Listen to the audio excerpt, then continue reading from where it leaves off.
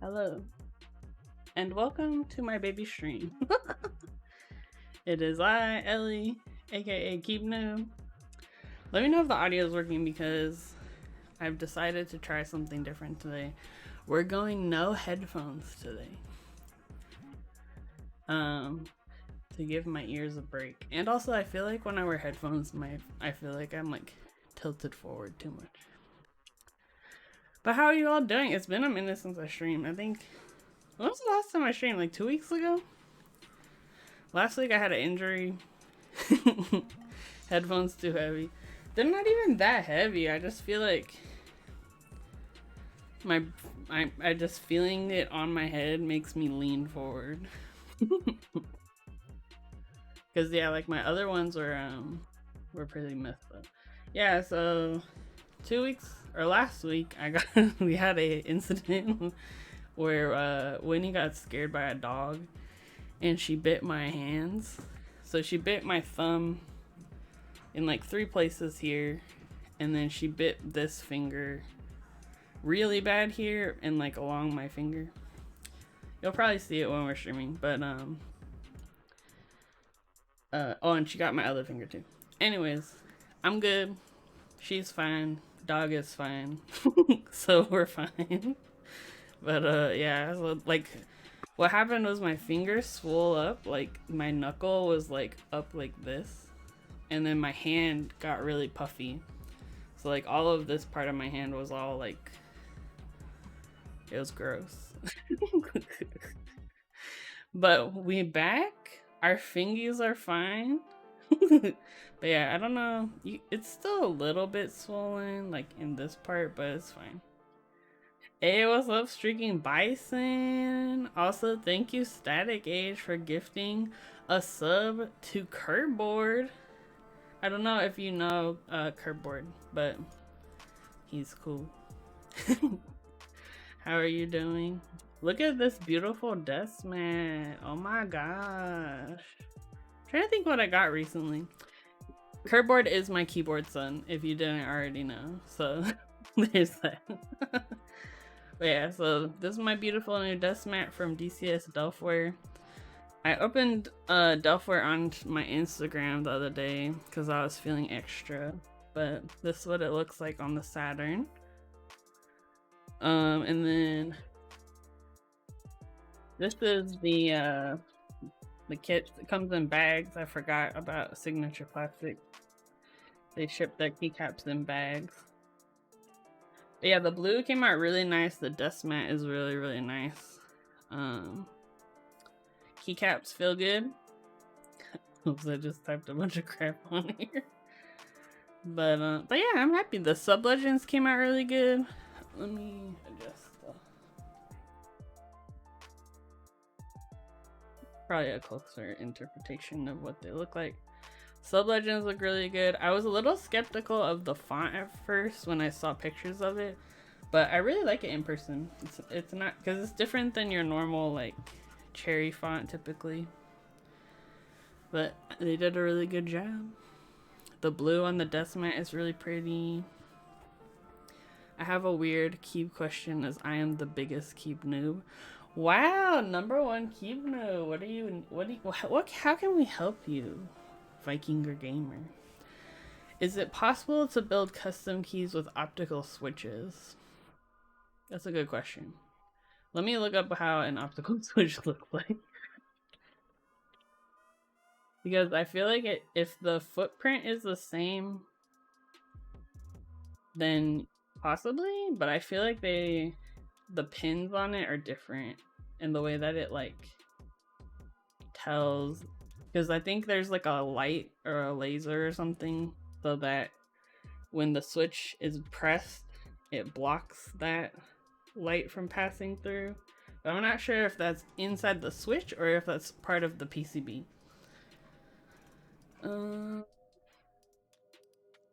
Because yeah, you would need, I think, a specific PCB. I think I've heard people mention there are things being worked on for customs and optical switches, but I don't think there's anything yet. Yeah, I would think that it would need to have pins that match the MX footprint. And like, let me pull up the screen. Cause yeah, I was looking for you actually, Lindsay, cause we need to upgrade your keyboard. We've let you suffer with your current keyboard for too long. Okay, so if you'll notice, they had a good illustration up here. So you can see here, like, there's a light that's traveling through the switch, and as it gets depressed, the light is blocked. And the footprint for this is different than like your normal mechanical switch. So like, you can see in this picture, so this is like our regular MX switch. There's two pins that are like connect to the PCB, and then when those two metal pieces get pushed together is when the switch actuates. So I don't think it's yet, but I'm pretty sure, I think I've heard similar things from what Streaking Bison is saying, that it's coming. So we're gonna get you the #1 gaming freaking #1 gaming keyboard. Alright, so let me pull up.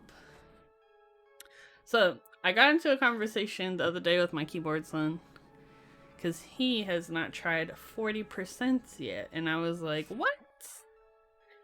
And I was like, oh, wait.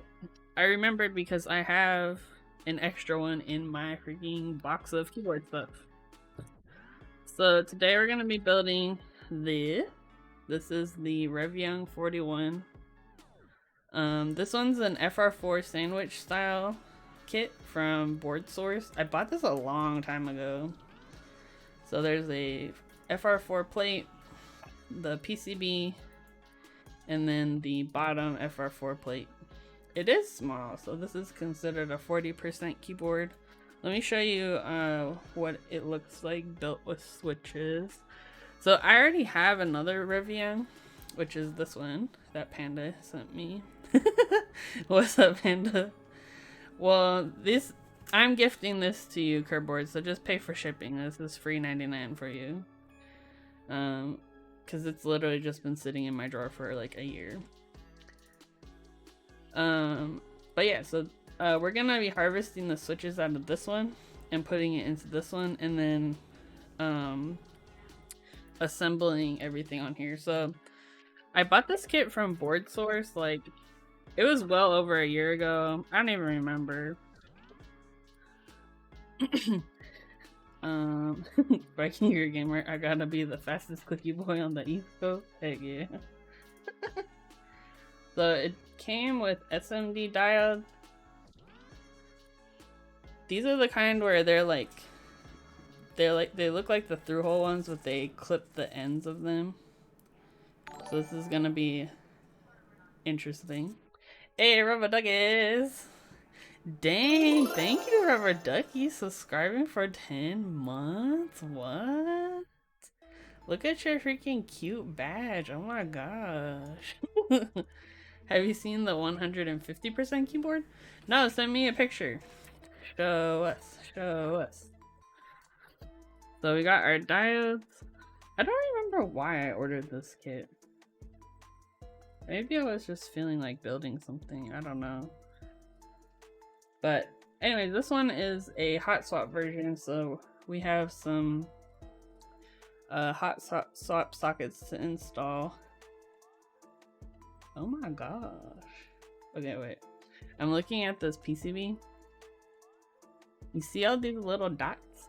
So I've been learning about PCB design. And all these little like dots, these silver dots, those are called vias. And they basically connect like traces on the front and the back part of the PCB. There's a lot of vias on this one. It's interesting. Oh, let me check out the keyboard channel. Oh, hello! What's up, Double Day? How you doing?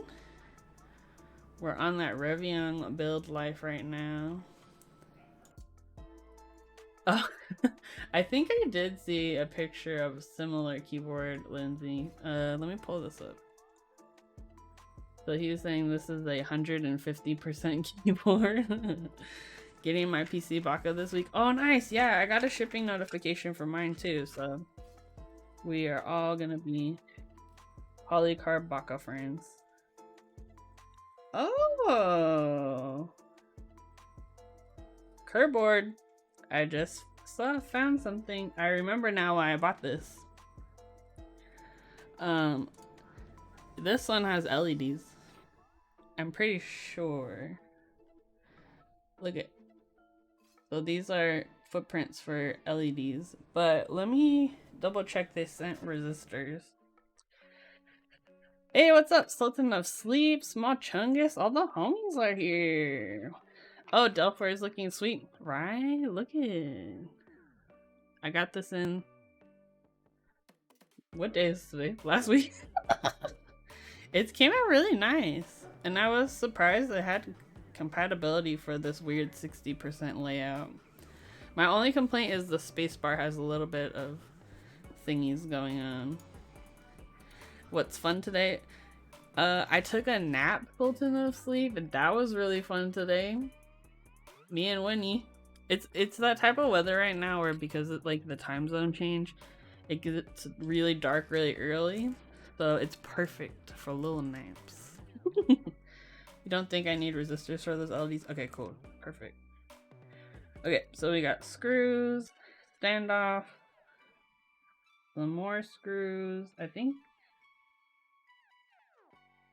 these are for the there's like a cover that goes over the controller like this. And bump-ons, more screws. Okay, let me keep all this together. And we have a reset switch. I feel like I'm missing something. I'm missing the sockets. So let me go grab my box because I have a box of keyboard stuff. Oh, hello, Dabbling Layman. How are you doing? Welcome to my baby stream. Tanya, Tangerine, thank you for subscribing to my baby stream for 6 months. Holy crap! Look at your little badge. Oh my gosh. Speaking of Cuddle Puddle, I was being suffocated by kitties earlier. Sounds like you are living the dream, Vikinger Gamer. Okay, I'm gonna show you my keyboard box. It's full of junk. Hold on.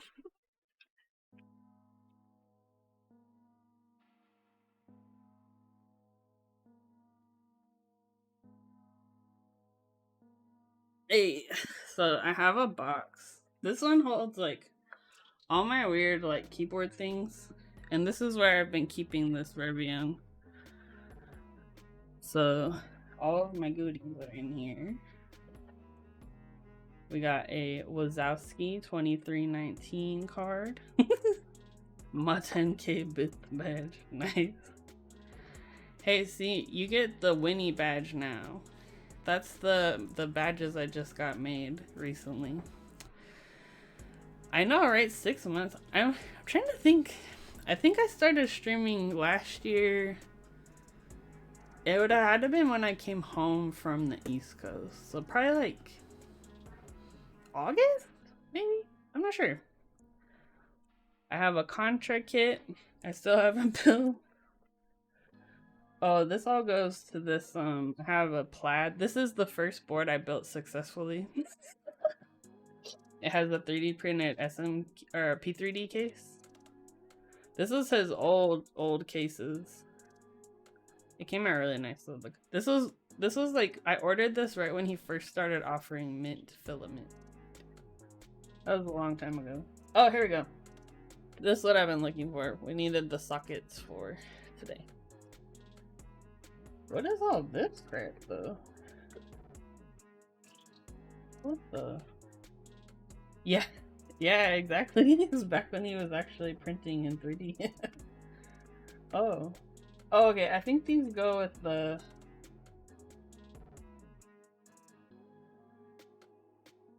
Case. Oh, interesting. Okay, apparently I also ordered from Board Source a 5x12 ortho kit, but is this one hotswap? Oh, this one is hotswap too. Well, maybe I lost the other socket. We're gonna find out. We'll just use the ones that I have and then I'll figure it out for that one later. Let's see. I'm using Jake for some acrylic cutting. Oh, nice. I didn't know he offered acrylic services now. What is this for? Oh yeah, this is all of our hardware. Okay. The box can go back from whence it came. And by that I mean over there while I do whatever I want. Okay, so we're gonna probably start. What should we start with? Desoldering the switches? Pastel goth, let's go, right? Dude, the Panda 666 looks sick. Also, I don't have all the keycaps on there right now, but this is my Panda 41. The limited edition Keep No version. Just kidding. I know Panda loves the Reviung.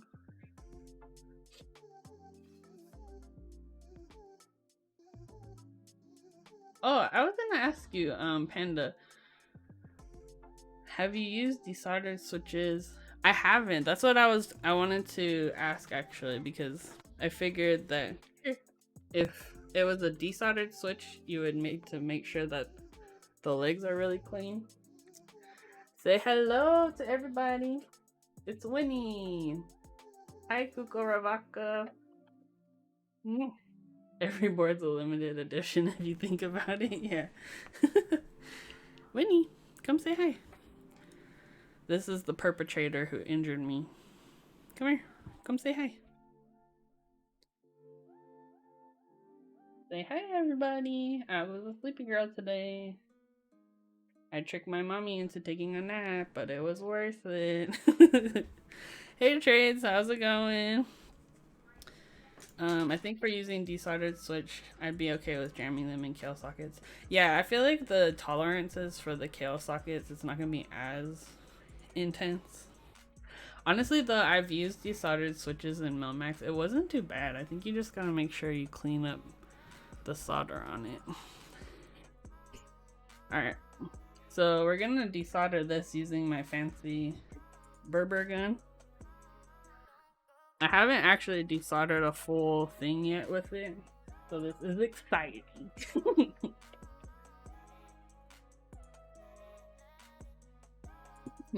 But what are you guys up to? How are you feeling? Ugh, did you have fun this weekend? I've used desoldered switches and kale sockets, no issues. Okay, that's good to hear. Kale sockets like 2 fins squeezing the switch leg versus Melmax has tiny fins. Yeah. Yeah, that makes sense. Delphor is making me very jealous right now. That's a great thing you bring up, Trades, because right now there's extras of DCS Delphor on thoughtkeys.com. And if you use code KeebNoob, you support the baby stream. Also, shout out 3D Cubes. What was it? So, Thought Keys, you get 5% off. If you use KeebNoob on 3D Cubes, it's 7% off. So hit up my generous sponsors. They're so cool. Also, rest in peace. I'm gonna rebuild this one just with different switches, but I wanted to use Tangies.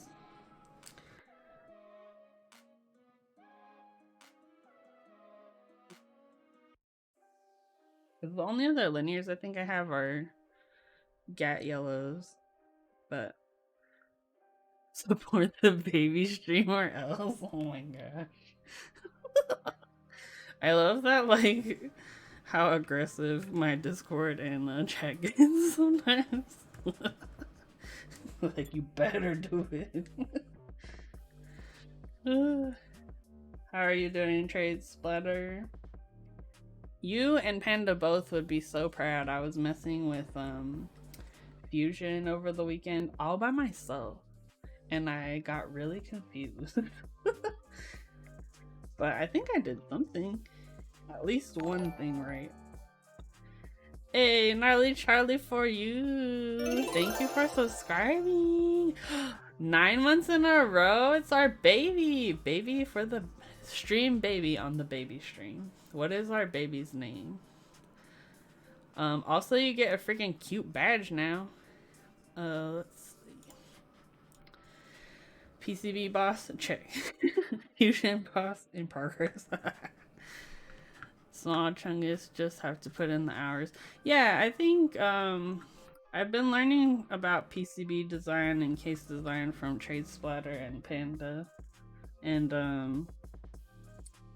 I really like it. It's entertaining. It's kind of reminds me of like drawing. I don't know why, if that makes sense. Oh, Curboard, I think you can.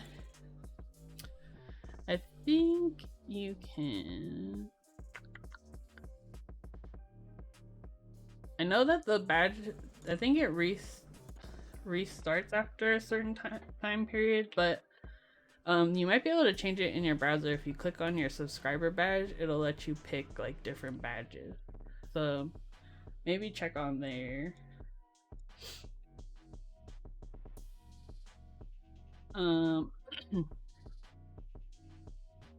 It says It's alright. I'm late. Or I'm alright, it's late. I'm not sleeping for sure. Oh no, yeah. This new time zone change where like it moved things an hour back, it seems to have kind of reset my sleeping schedule in a good way. So hopefully it sticks. I actually woke up at like 9 o'clock this morning instead of 10:30. Oh, thank you for the Basil's books, Deaking Bryson. Yeah, daylight savings time. I think it reset my sleep schedule, so praise be. Alright. Dang, I feel like it's been forever since I built this. I'll take the cover off. Basil's Train Hive, heck yeah, give me those pennies, baby. Let me find. Well, I'll just put it like. I actually am participating in daylight savings now as I move to Orlando. Oh, nice. Yep. Okay. Let me get. Oh, that's right. I forgot this one has a jumper cable from these two switches. I'll make sure to tape this on the PCB so I don't forget.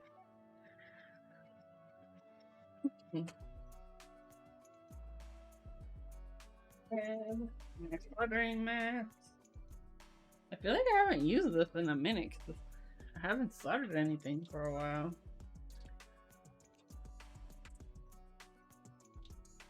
Sleeping Bison wishes your state would just go no daylight savings. Yeah, I feel like it's not really needed as much now that we have like electricity and stuff. What's an easy way to do this?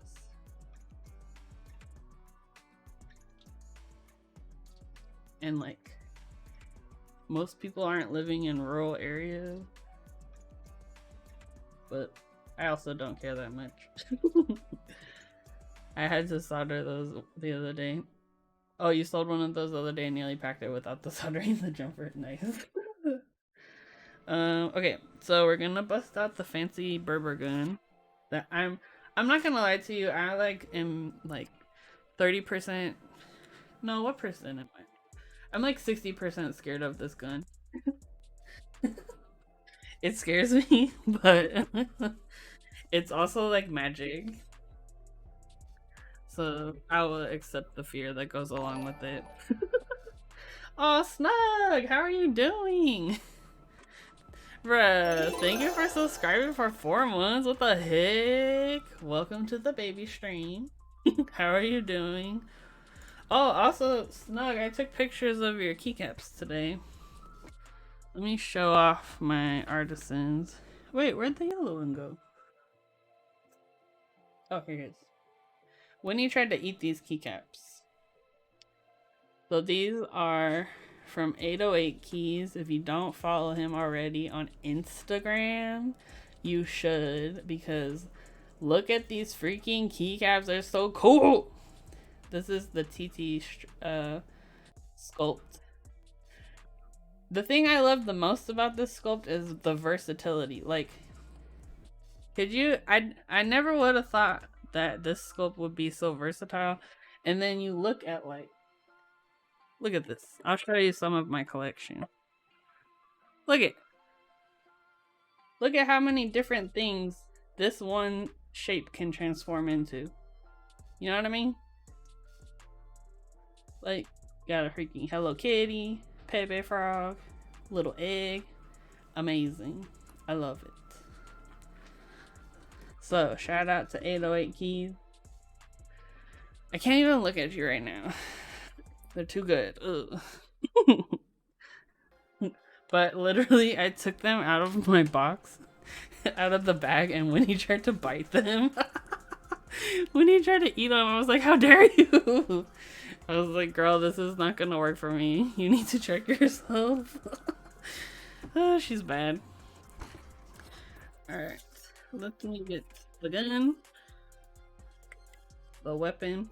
This thing is so scary, oh my gosh. I also don't know how to use it very well. So let's break it together. I know you need this thing. What is a baby stream? Oh, good question. So I call my stream a baby stream or baby stream because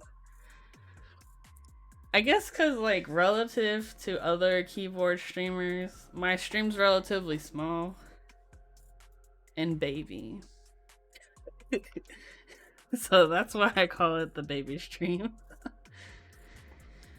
Like, I'm not out here to be an influencer. Y'all might have got influenced though. That's not my fault. But that's why I call it baby stream.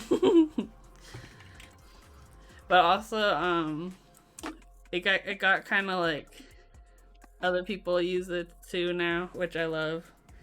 Like me and Switch Doctor are always joking about like the baby streams. Bro, she's gonna be partner soon, and I'm so excited for her. It's gonna be lit.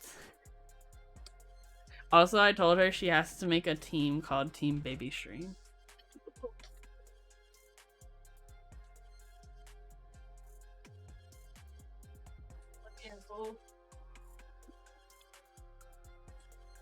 I'm trying to like plug it in and not unplug my light. Holy crap. My desoldering gun is clean. Yeah, because it's brand new. I literally used it like maybe one time for like 5 minutes.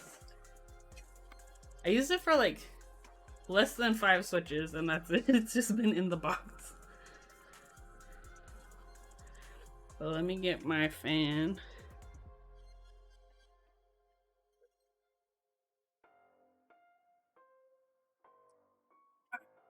Safety first, everybody. Man, I'm so excited. This thing is so scary, but it's amazing.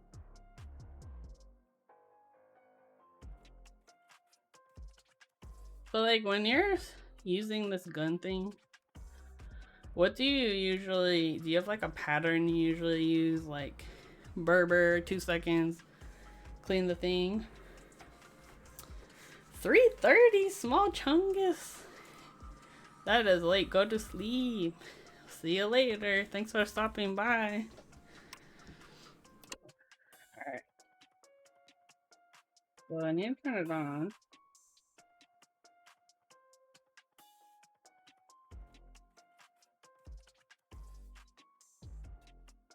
Have a good one, small chungus. Also, I love your name. Yeah, let me know, Static, what your typical technique is, because I haven't really used it that much. And yeah, I said it, yeah, 1.5 I think is what Switch Doctor recommended too, which is what I have it on.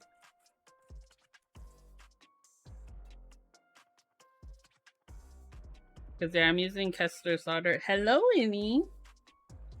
I think she woke up. What are you doing?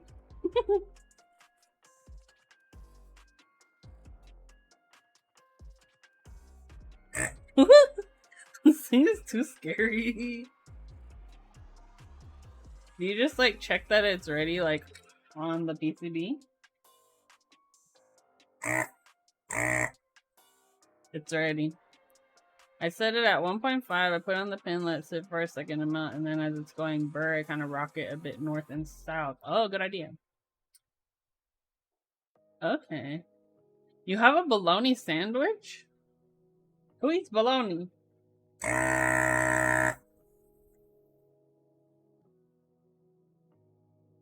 You guys, this thing is miraculous. Like, I mean, this crap, the flux is still there, but it's like gone, all the solder. Don't push a ton of pressure on the pad. Okay, that makes sense. Yeah, I'm barely even touching it and it just like disappears.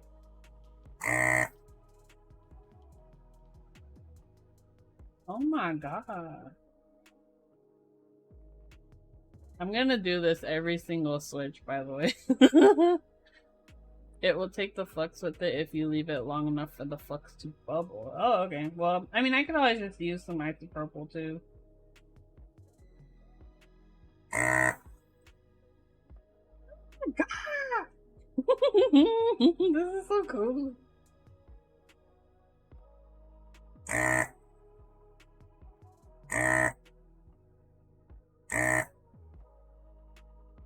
Dude. Dang, this thing was totally worth it, the money. Oh, and people like clean it off too, right? The tip. FR301. Oh, cleaning every row. Okay.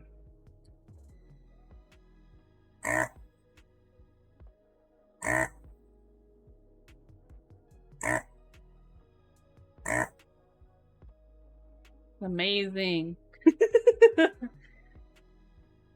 No, like I've struggled. I've desoldered like multiple TKLs using the freaking the hand pump. Not even the SSO2, like the plastic one that comes with the crappy solder kits. So this is like innovation, baby. Be careful, the cleaning rod gets hot real fast. Oh, okay, that makes sense. Yeah, I was curious how people used it when it was on.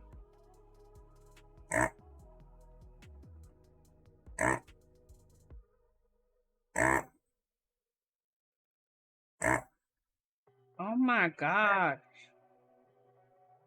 I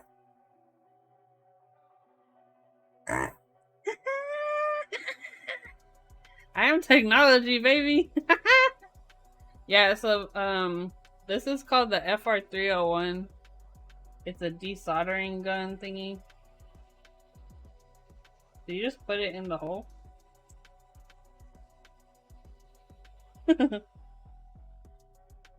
So basically what I'm doing is rather than having to desolder something by hand, this gun will heat up.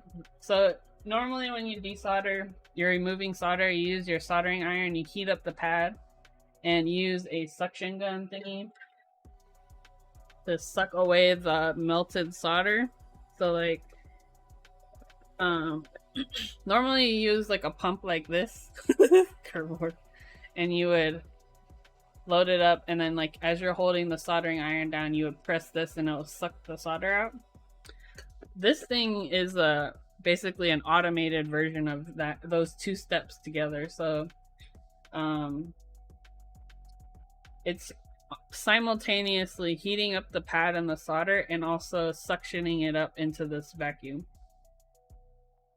You can see, well, you can't really, you can see in there the solder pieces are in here. Dude, this is so cool.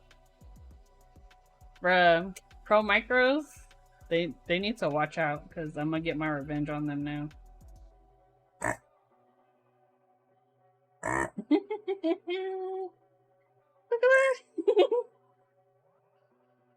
that. Normally this would take freaking forever, but this thing does it so much faster.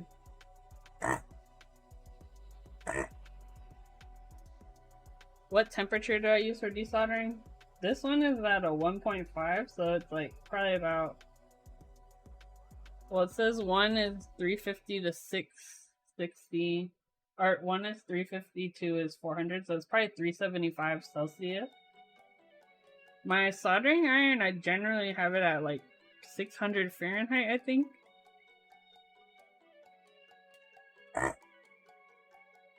I don't change it between soldering and desoldering though. I don't know if that's like a thing.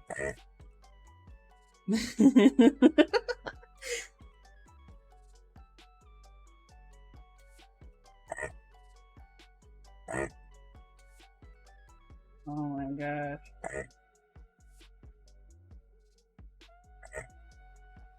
So cool! Ugh! It's too nice! I'm gonna bring out, I have this thing. This is like the wire, like a brass cleaner. So you just go like this, clean it off.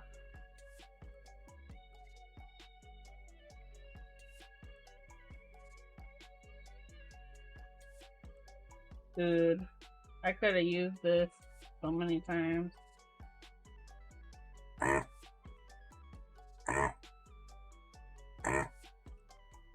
But yeah, the idea is to not get it too hot and also not to have the suction on there too long. I think I'm gonna desolder the jumper wire by hand so you can see how that goes. because otherwise you could potentially damage the PCB. I think I was trying too low temp. My solder wasn't flowing fast enough. Oh, okay, yeah, yeah, that makes sense. Like it wasn't. Yeah, that makes sense. Desoldering is a pain in the butt. So if you're doing it like pretty frequently, then I would definitely recommend investing in one of these. But if you're just soldering maybe like 1 or 2 boards a year, this is way overkill. I'm not gonna lie, I've never used a soldering iron at this point. I'm too afraid to try. Honestly, the soldering is very like intimidating, like when you see it happening, but once you actually do it, it's not too bad.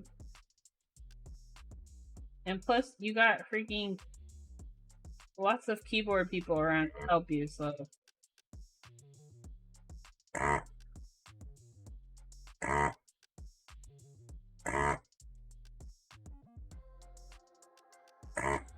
Oh, I guess too, another question Static is like, how do you know when to empty the cartridge? Because it has like a little vacuum chamber to collect all the solder.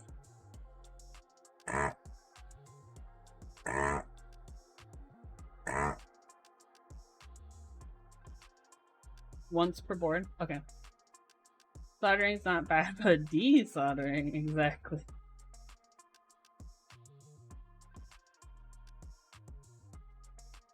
How do you do this? I have old lady shaky hands.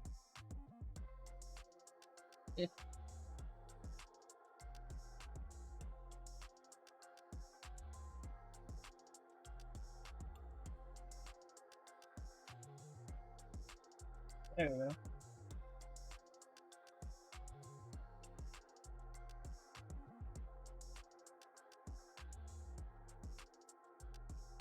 I did a 60% and a 40% at the same go this weekend, just cleared the container at the end. Okay, yeah, I just wasn't too sure, like, if it fills up really quickly or how that works.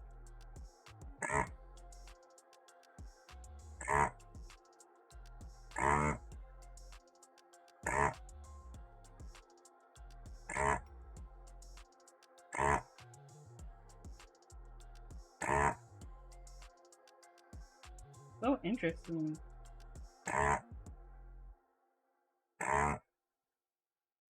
What do you think came up with this? Because they're amazing.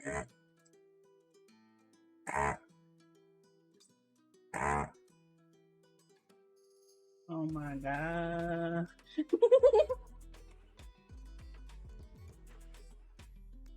I have a couple more switches left.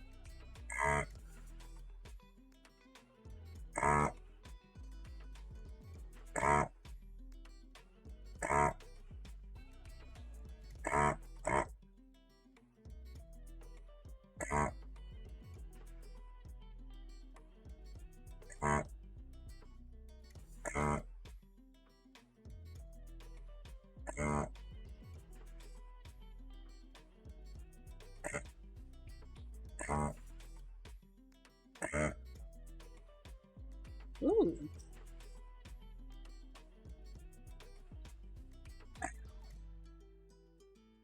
They need this thing. Do you always have to desolder before building? No, this is just me being lazy to lube switches, and I'm reusing switches that are already lubed.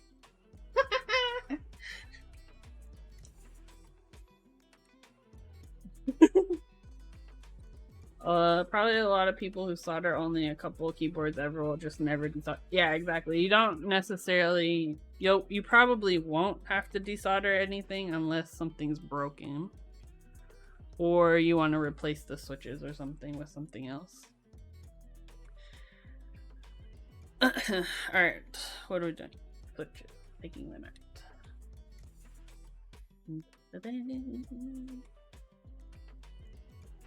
Oh.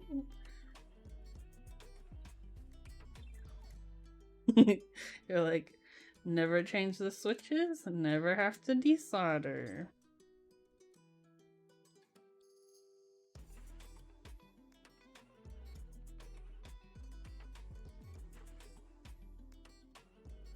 Bruh.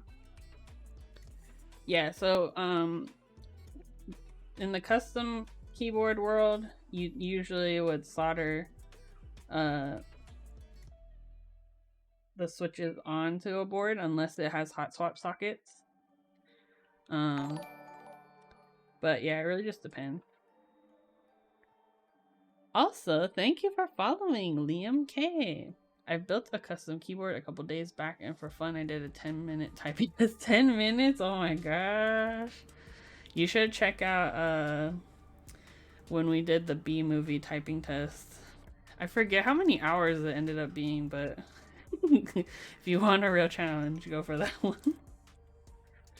Yeah, typing tests always feel like an eternity too, so I can't imagine what 10 minutes would also feel like. Panda says, I started my soldering keyboard's life by thinking, oh, okay, everyone says soldering's easy and desoldering exists, so let me just buy an iron and desolder this cheaper red dragon board. Oh no.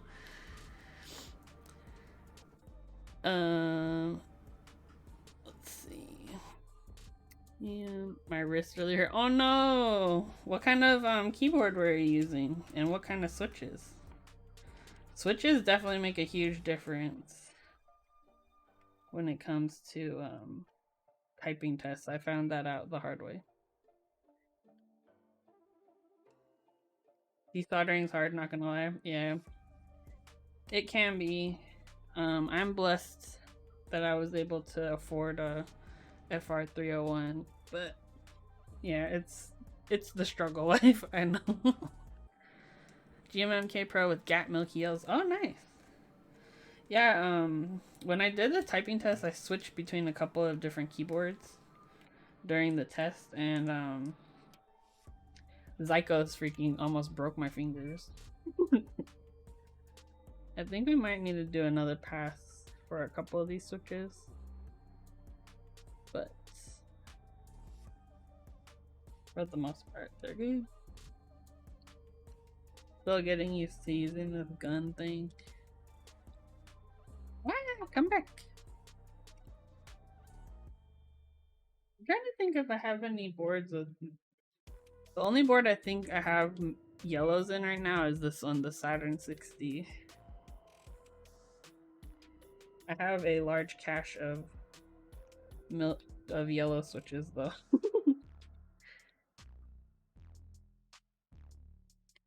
I use GAT Milky Yellows on a fight stick. Oh, okay, nice. Yeah. Yeah, I mean, GAT Yellows are great. Like, they're inexpensive. They feel great. So, that was an excellent choice. And especially for gaming, they're pretty light, so...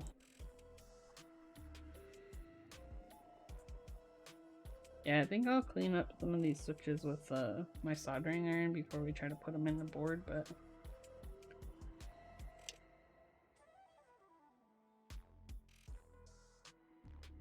I'm gonna build up a van PCB with GAT Yellow Pros this week. Oh, nice. And I think I swapped them over to 69-gram sprit springs. Nice. I need to look into springs because I haven't really messed around too much in terms of like using different springs than what's stock.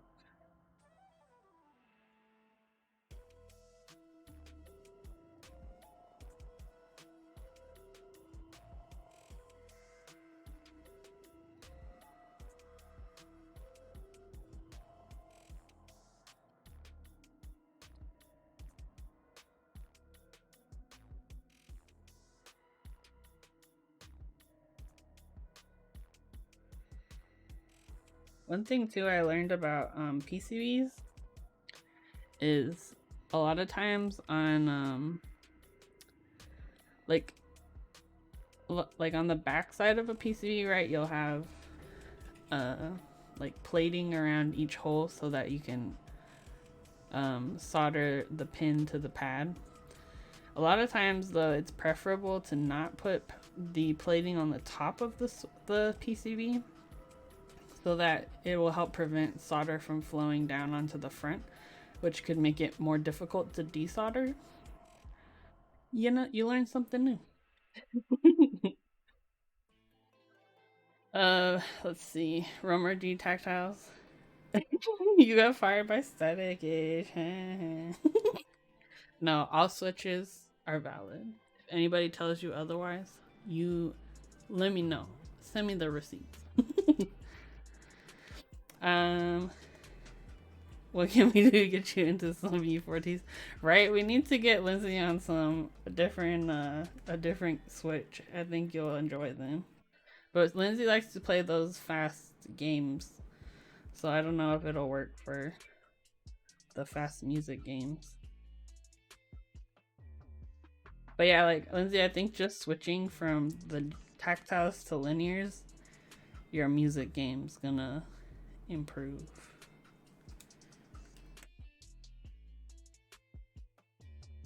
I might do a second pass for some of these. Solder's the weirdest smelling thing ever. Yeah. I know, it has like a very strange smell. Good to have a fan if you're desoldering and soldering.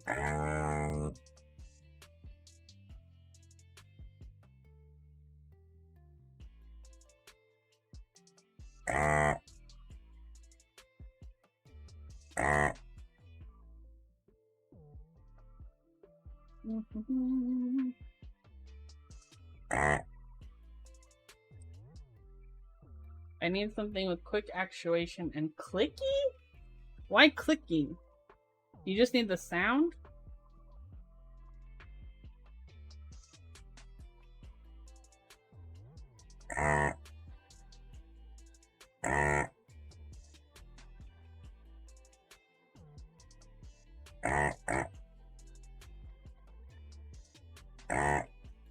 Help me keep on rhythm. Oh, okay. I would have thought that having like... I guess that makes sense. Are there clickies that don't have a tactile bump? I guess how do click jackets work?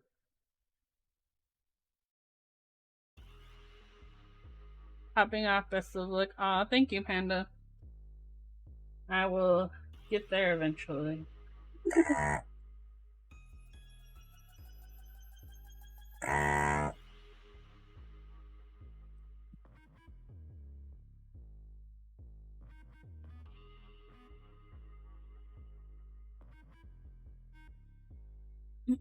Really light box jades? That could work.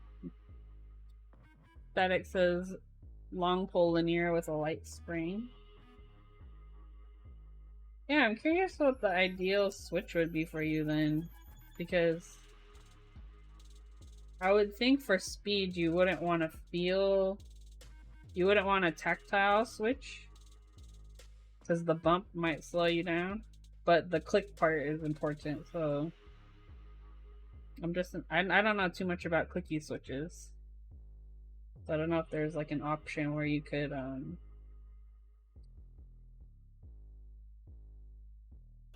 get away with like a clicky without a tactile bump,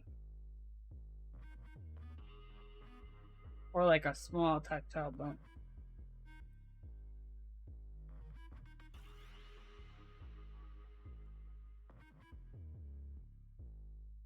Yeah. Okay, I'm gonna switch to the regular soldering iron. And our good friend, the desoldering pump. I love long poles and short travel distances. Very lewd U4Ts, maybe. Yeah, I mean, optical switches are gonna be your best bet if you really need speed. But yeah, I'm curious if there's an option, a mechanical option that would work. Yeah, we're still talking about switches.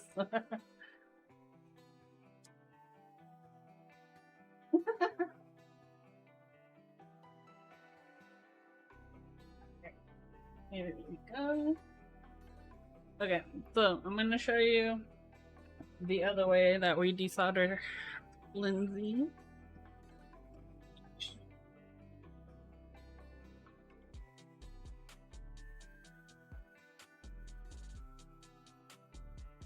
Alright, so let's make sure my cables don't get all tangled.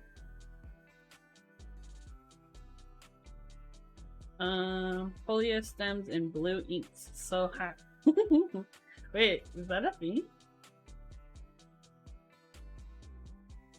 Blue.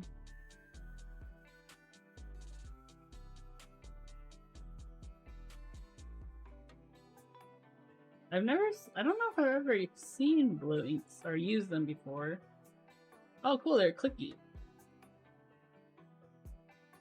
I'm making it a thing. Heck yeah, influencer. Everyone take notes. This is the new switch.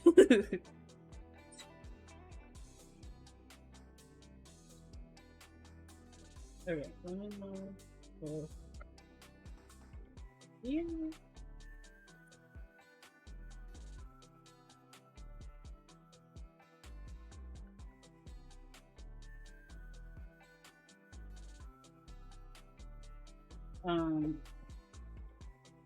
We recently finished watching this Australian prison show that we've been watching for like the last year. We were waiting for the finale, like the series finale to come out. And we watched it finally. It was everything I wanted for that show.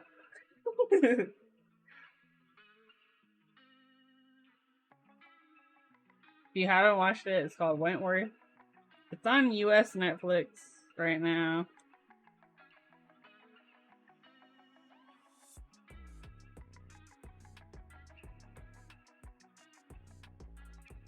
It was really good, right? It's kind of like Australian Orange is the New Black, but also like a Korean drama at the same time because there's like people getting amnesia and all sorts of crap happening.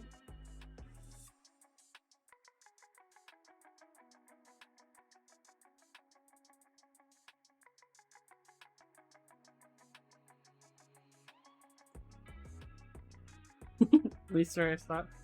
Yeah, the final season got added to Netflix, and that's the last season. So, they wrapped up a lot of the storylines, but yeah, it was like a lot. Oh, we have a request. I can't pick her up right now because I have solder on my hands, but we'll switch to Winnie. Winnie, look over here. Do I need to go wash my hands? Come, look. Come say hi.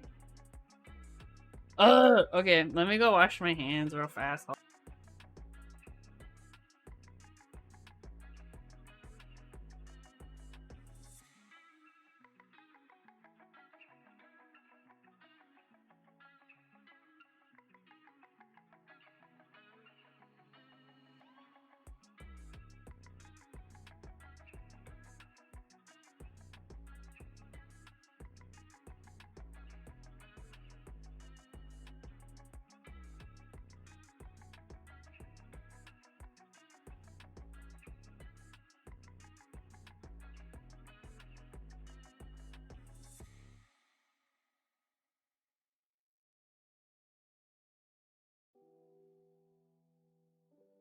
We're back. Does this give you a serotonin?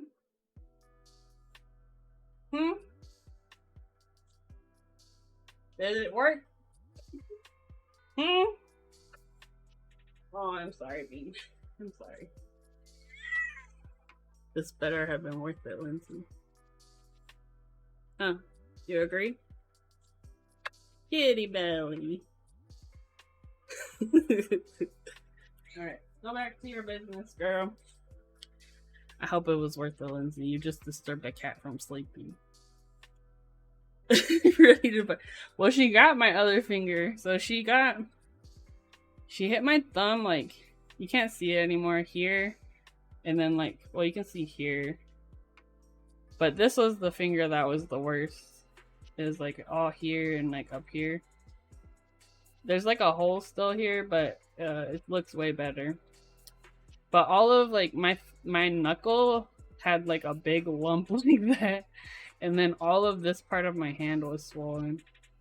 It was really bad. I was kind of scared, actually, because cat bites can get infected really easily.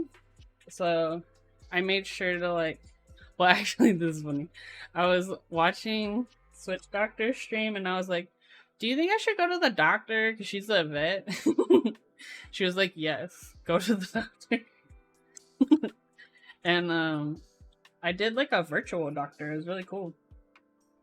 And they prescribed me, like, medication, and, like, it maybe took me 5 minutes total. The visit cost me $10. Well, it was worth it. And then the prescription was cheap too. It was like maybe $10. Meow. I'm surprised her meows coming through the audio, because lately I feel like, because I've been using the like I've been using what is it called? NVIDIA something, and it does a really good job of, like, noise cancellation, almost too much.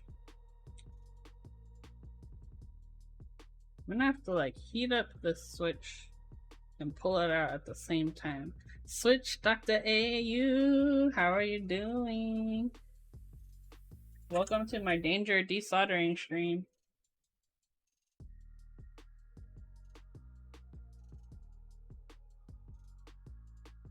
Maybe I'll just put more. I enjoyed having the virtual doctor visits during Panini. Yeah, I mean, I just generally dislike doctors, so having the option to just do it from my house is a lot easier.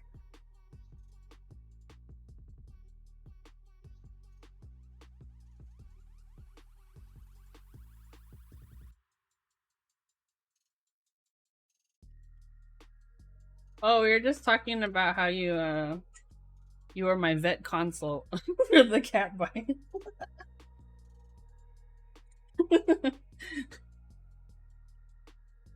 Cat bite's way better.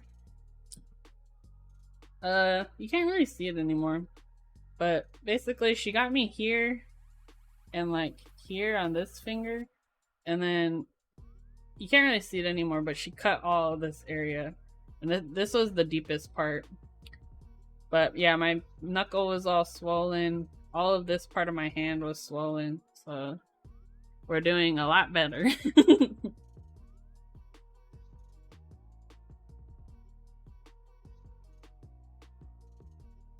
Yeah, I didn't know that cat bites are, like, kind of dangerous.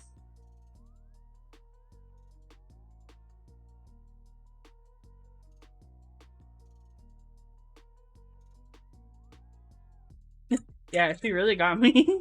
She was scared because there was a dog. And I was trying to move her into my room so she wouldn't have to be near the dog, and then she just got scared and she, like, bounced and bit the crap out of me. But it's fine. Everybody's safe. I don't mind taking the brunt of that altercation.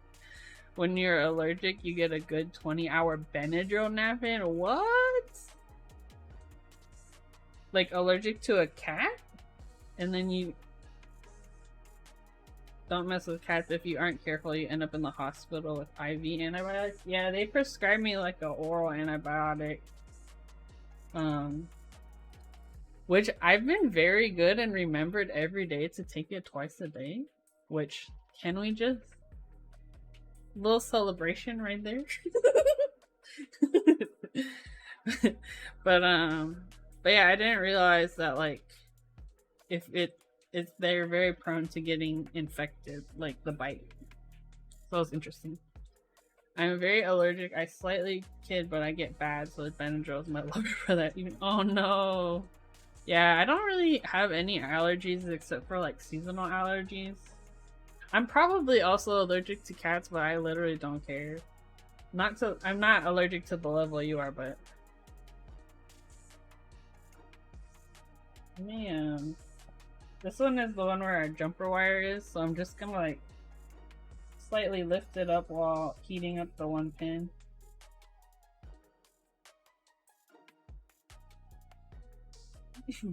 And do the same thing for the other side.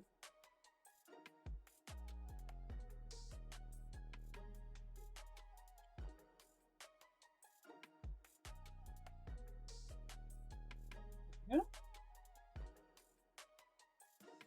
And we do the side of this. I have to set reminders for my antibiotic. Yeah, I feel I don't have to take any medication, so but yeah, if I did, I would definitely need to be like putting that mess on my Google Calendar. If it's on my Google Calendar, I'll remember, but if it's not, I will not remember. I have a really bad memory. That's another reason why like I have so many channels in my Discord of like little projects I want to do, because if I don't write it down, I'm not gonna remember at all.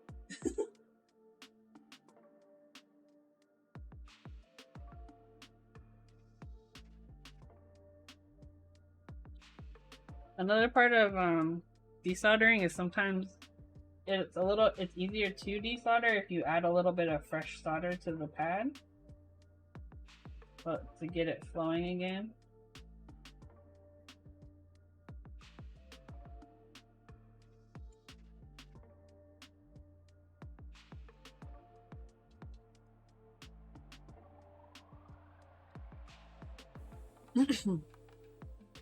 Tummy full of Chinese food. Oh my god, that sounds amazing.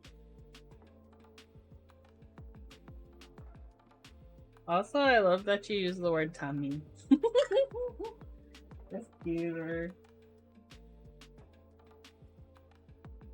I'm on too many meds already. Add antibiotics to the mix. Oh no. Yeah.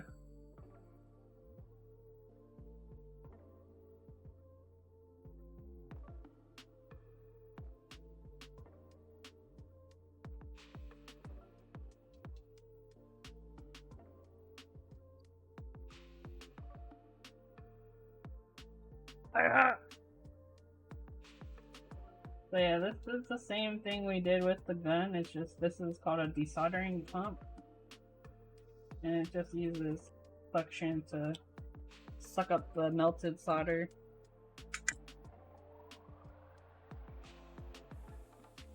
There we go. Last one. Okay, so we got all our switches now. Let me tape this on where it's supposed to go so I remember.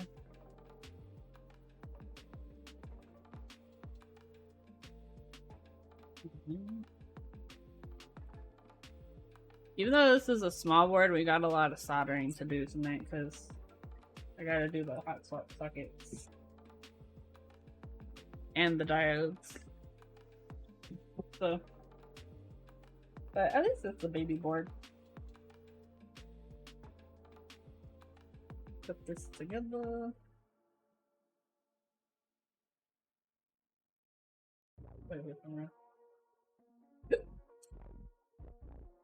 Actually, let me get it back.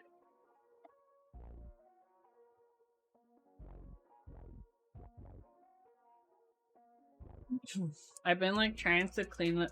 I don't know if you guys do the same thing, but when I get artisans and other things, I like hoard all the plastic baggies. I don't know if you guys do that too. But then, so I have like a drawer of like tiny plastic bags and like those ones that are like the electrostatic kind, where like for micros and stuff.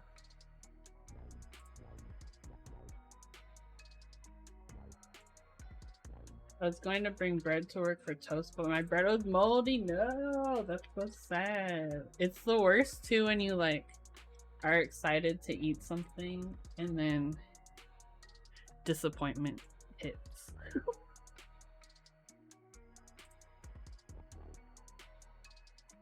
Put the soldering gun away. We don't need it right now. Oh yeah, we can also look at how to not hot. We can also look at how to empty this thing. So take this part out. How do you empty this? Russia! Russia, I was just thinking about you. Switch Doctor was saying she was gonna make toast at work, but the bread was moldy. Bad. How do you just take this part off, the filter part? I have extras of these too. Look, there's like chunks inside. They're like rolling around in there. Look, it's making a noise. How do you take it out? You just take one of these ends off?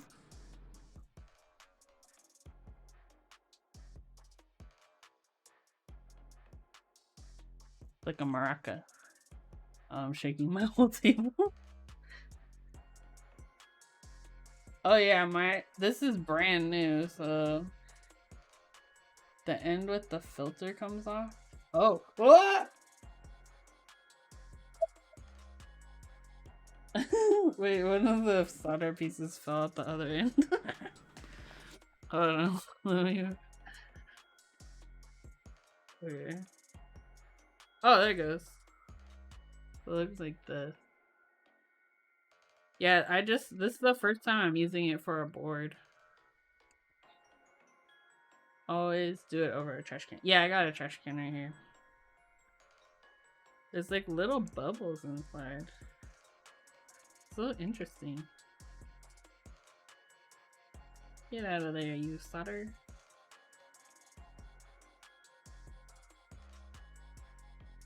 Wow. This is cool. Dang, this is really cool. Oh, and then it just goes back on. So I couldn't show you. I have it over a trash can right now. But look, nice and clean now. So fresh, so clean. And then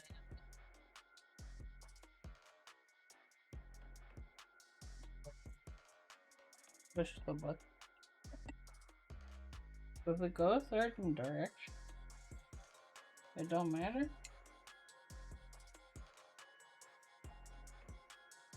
We'll find out. I think that's right. That looks okay.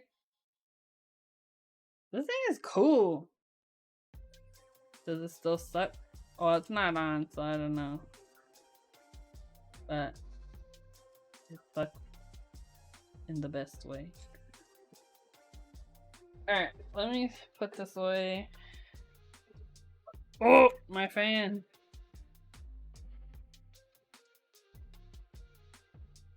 Oh yeah, I got cause it came with like these filters, and then I got another pack. Do I need more of this little thing or not? And then I also got a different nozzle Static told me about. What is this? Oh, this is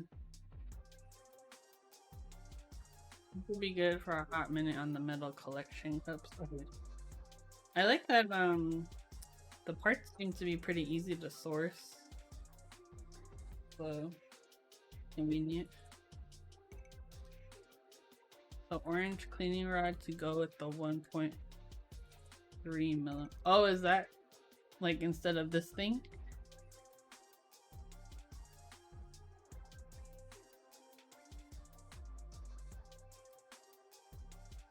Go on here.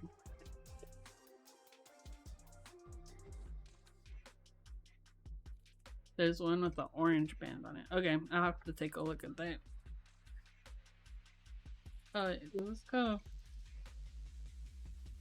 There's so many things. What is happening? I have this thing, but I don't know what to do with it. This thing, and then I have this thing.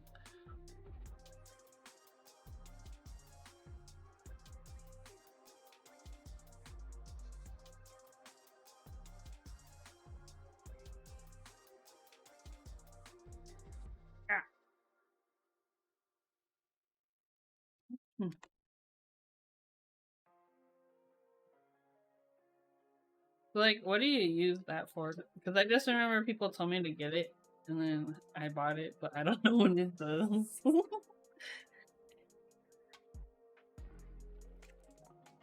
Okay. You twist the drill bit in the nozzle, and it cleans it out better. Oh. Oh, okay, from the front. Do you do when it's like, when the thing is hot, or when it cools down?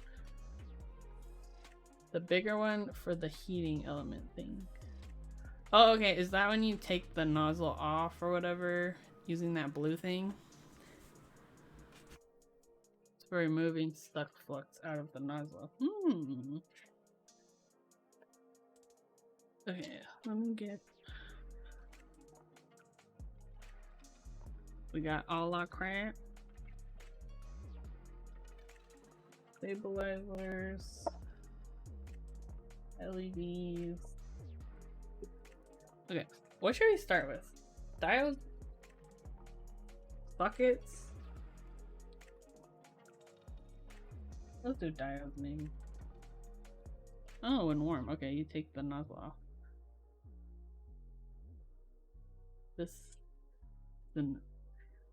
I feel like I just need to watch the Switch Doctor clean your FR301 video. Or creep on your streams more often. I should go do bad things. Oh, thank you for stopping by, Switch Doctor. Good to see you. Or hear from you, rather.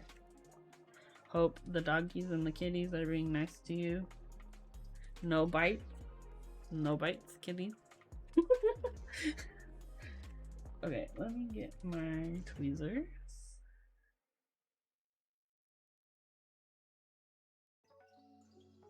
Oh, so cute. Then, okay, so I'm trying to remember how to do SMD diodes. And I think I pre-tin one of the pads first. That's what I think I'm supposed to do. So I'm gonna do that first.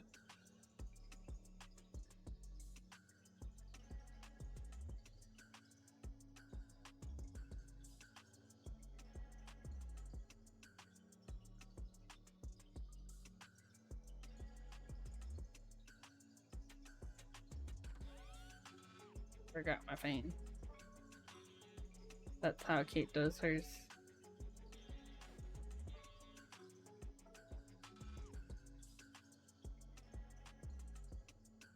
Is that Yay, it's Kate? She's based in Japan? Because I watch her stream sometimes. She's really cool. Yeah, she's awesome. I love her little like she has like a microscope camera. It's really cool. Yeah, depending sometimes on the time zone, it works out where I can watch her stream. Do like that.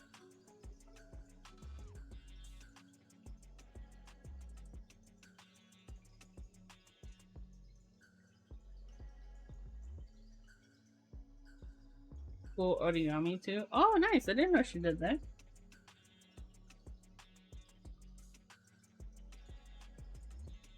Yeah, I've been meaning to reach out to her about Keepsmith.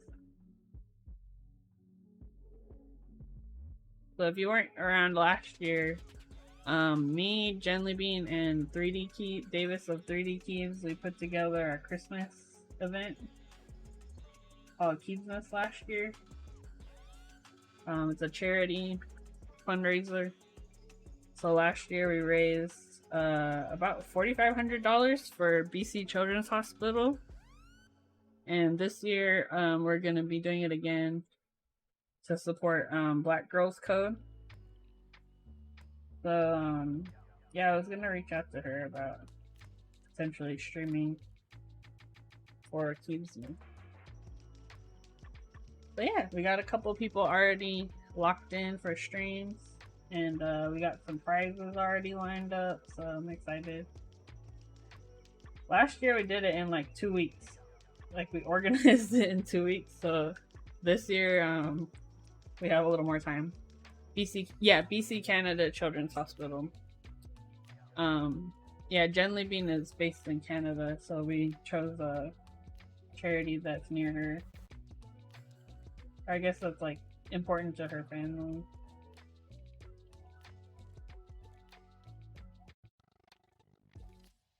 I think there was just a there was like a Vancouver meetup, I guess, this past weekend. Speaking of which, I'm gonna pack up a box of goodies for you this week. Oh, okay, yep. Send it on over, Static.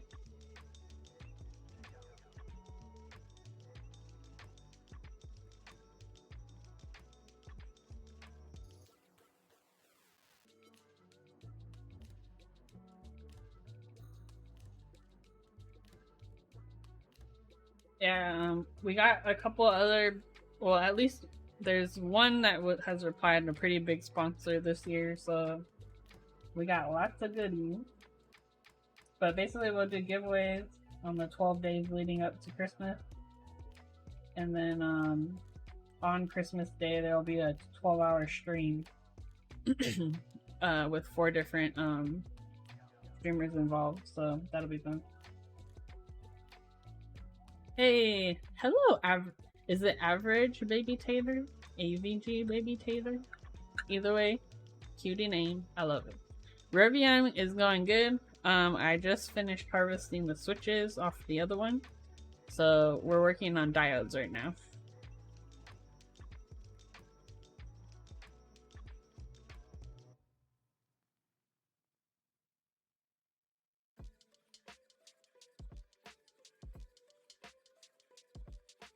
I didn't realize, or I forgot that this Reviung uses just call me Tater. It's Average Baby Tater. Aw, that's so cute. Well, welcome to my baby stream.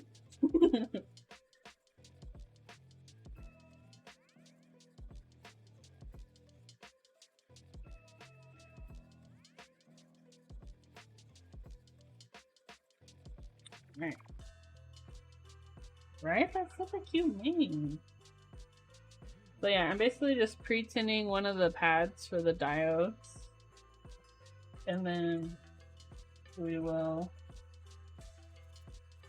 get our diodes on there.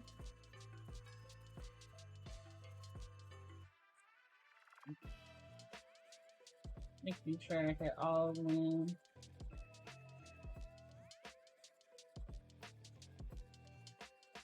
Cool. So if you look closer, I basically just added a little bit of solder to each of the diode pads. So the diode ones are here. So I just add a little solder to one. So then we'll hold the diode to the pad and heat it up, and it'll stick for us, so we can solder the other one in place. Alright. Now we need to remember which direction these go.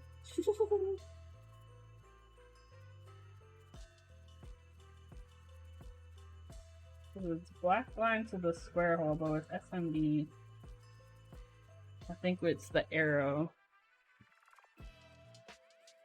that we're going for.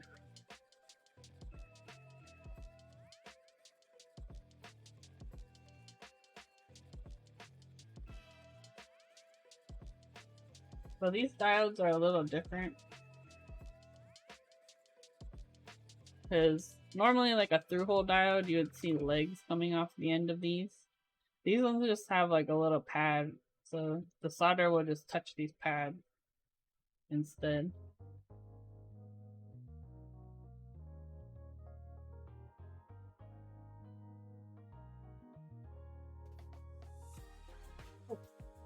But I'm just gonna hold it with my left hand and then heat it up the pad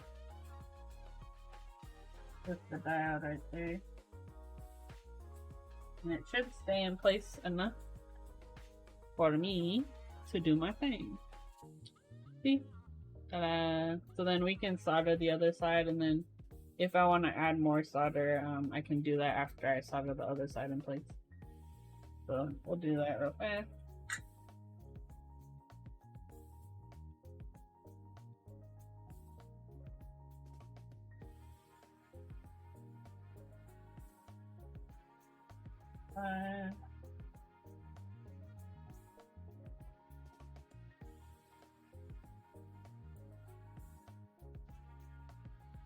And that's what it should look like. It's a little different than like the SMD diodes you usually will get with the keyboard kit, but they work exactly the same. So just gotta keep doing that. Do you prefer, for those who have built keyboards before, do you prefer SMD diodes or through-hole diodes?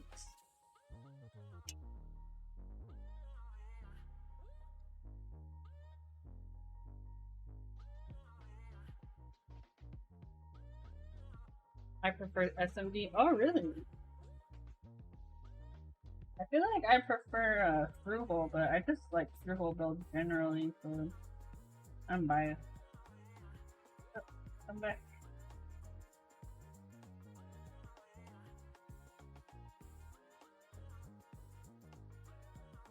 The other thing is I have really bad shaky hand syndrome, so like old lady shaky hands.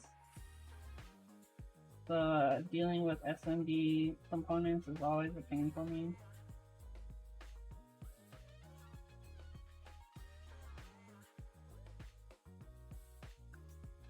I've never decided to make my first soldered build a Reviung. Oh, nice!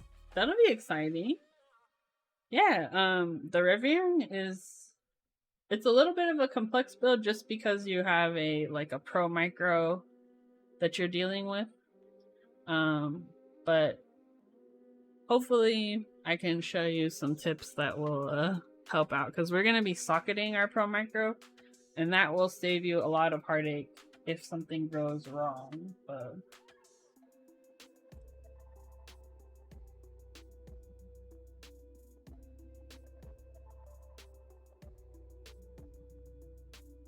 you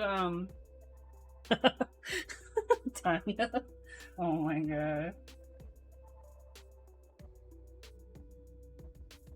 I would not use the term influencer for myself, but if you feel influenced, that's on you.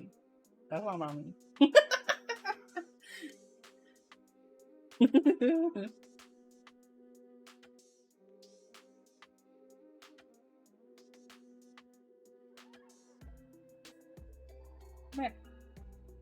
Here, diode. I had to buy magnifying goggles. Oh no! To finish the SMD LEDs on my Murph pad. Oh man.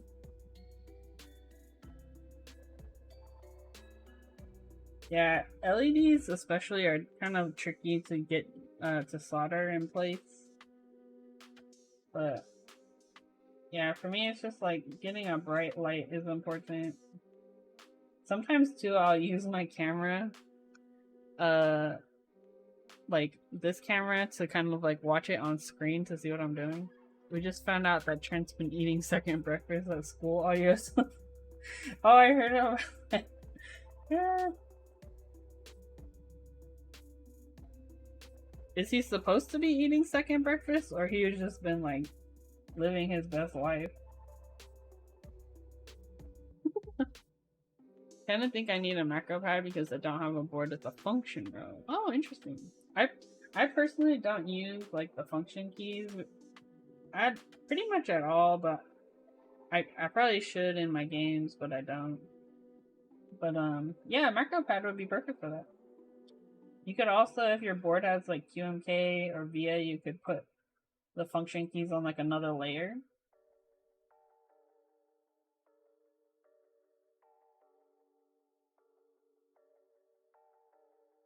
Fucking breakfast is best breakfast, right? That's what I'm saying. Breakfast is like the best. I love breakfast food. They offer them breakfast every day free of charge, and it turns out my kid is a hobbit. Oh, he's already way too big. Oh no. I feel like with boys, like, or at least with my brother growing up, he like got really like chunky, not like fat, but just like chunky, like a kitty. And then he shot up, like he got super tall, like really fast. So there's like one game that needs a function ability, and I won't want to layer it. Yeah, no, that's like I feel bad in Apex Legends. I think F1 is how you say thank you to people. And usually I just play with my friends, so it's not a big deal, but I feel bad. I'm like, I can't say thank you. I don't have a function key.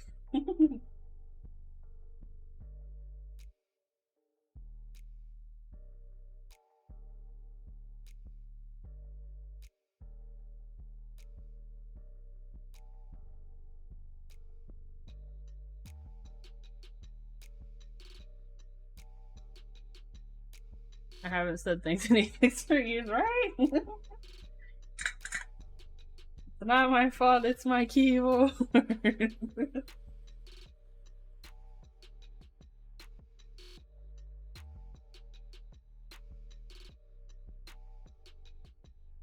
Yeah, I don't know if you played the new season on Apex.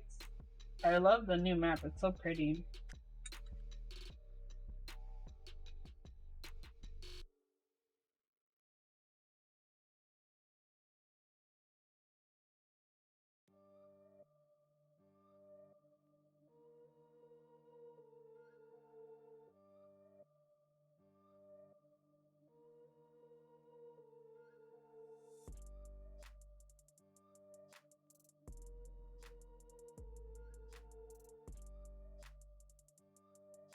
This one might need more solder.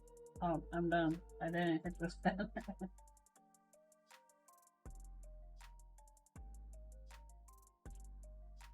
The new map's trippy because I don't know where to go. I know, right? I don't know where to go either, but I've been playing Valkyrie a lot on that map just because like she's more mobile.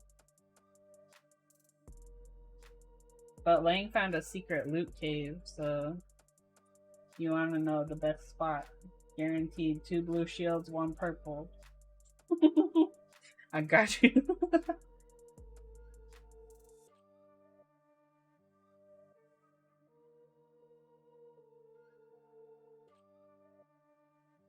Also, why do they put white maps, white shields in the loot boxes? That's what I don't get.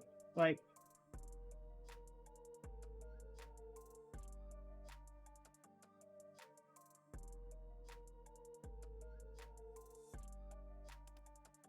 I'm a Pathfinder main, and the new map kind of makes him arguably. Oh yeah.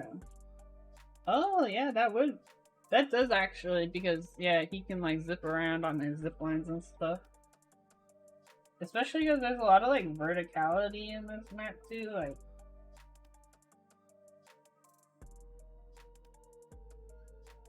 Yeah, I've been playing. I just unlocked Rampart. I really like her. She's cool. And I've been playing. Who else? Rampart, Valkyrie. I've been playing a little bit of Bloodhound. Usually, I play Bloodhound more on the other map.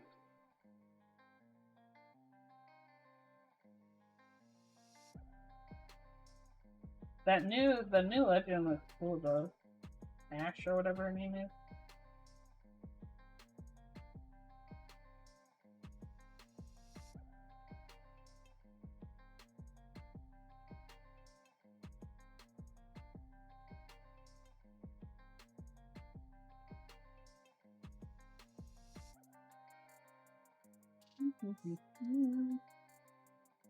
The other game I've been playing a lot lately is Deep Rock Galactic.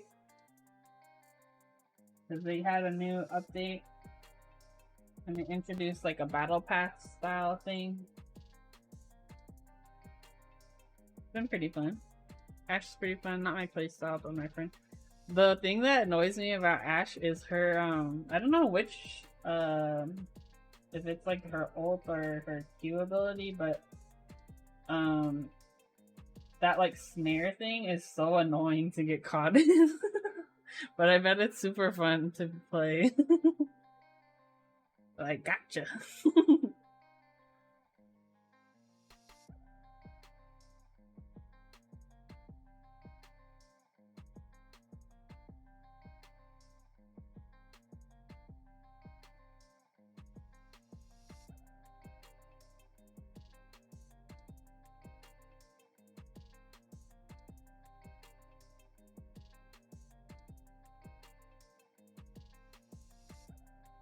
Need some more diodes. The snares her cute and it's really funny. Yeah.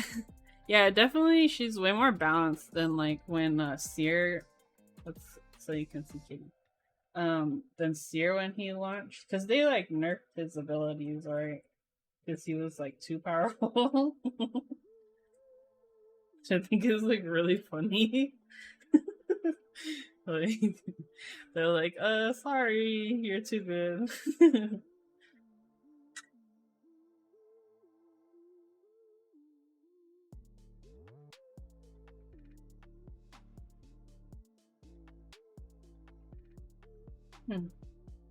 Yeah, I know Lang is happy because I think Horizon, or is it? No, Watson is the one he likes to play. Ah, come back. She got a buff. Like her fences go down real fast now. And he's a Watson main. He could just cancel heals and res. I know, right? Yeah.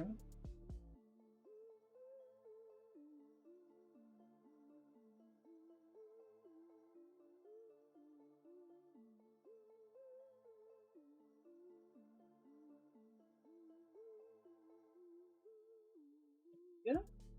I really liked the Halloween update too that they did, the like beasts within or whatever thingy. I like the spooky mode. It's kind of annoying though because I still have nothing to spend my legend tokens on. Oh no. Like you've unlocked all of the legends already?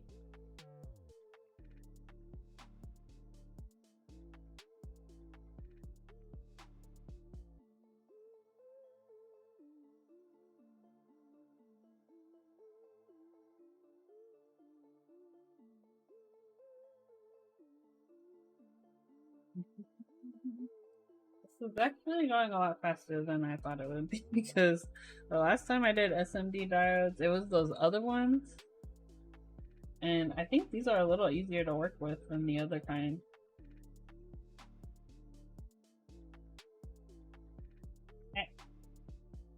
I bought the newest legend, have gotten like 5 skins with the recolor from the shop, and still have 40,000 tokens. What? You're a pro gamer.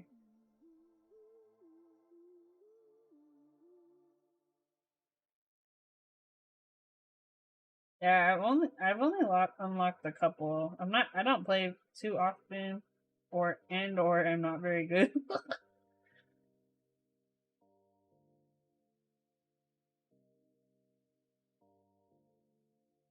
I'm back.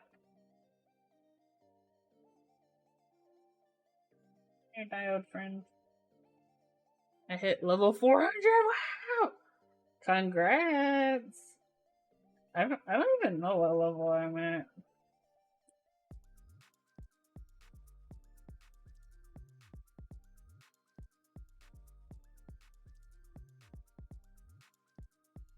I want to say I hit level 100 recently.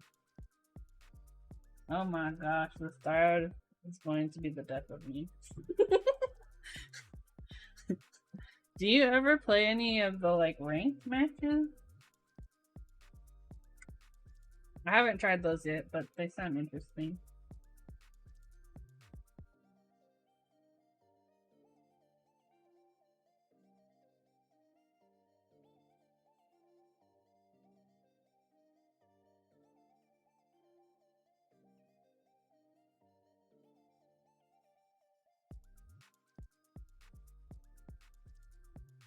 I like to watch there's a Apex streamer named Girl who's I like to watch her stream sometimes. Also in the Keep community, Tiny is super good at Apex, so I watch her play sometimes. I stopped playing ranked a while ago, but when my regular games are full of credit, I play ranked so it's easier. Is that like people who like they're really good but they play on like an alt account or something?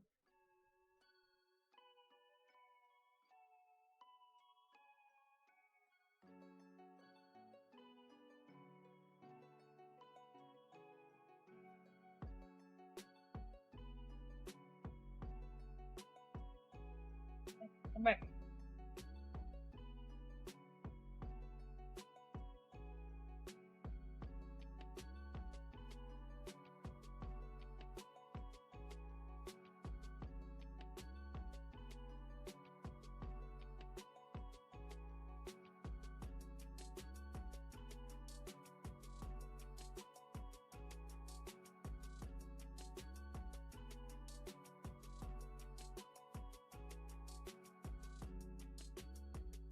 SBM usually puts me Predator games in public, so I play ranked sometimes so I can get easier lobbies.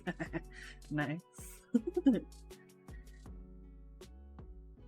Basically called pub stomping. Oh, interesting.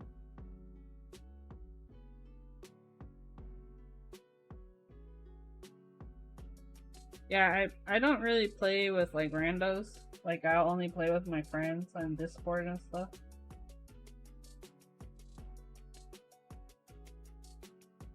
Dang it. We're gonna have to redo a couple of these. Oh, I think I missed this corner.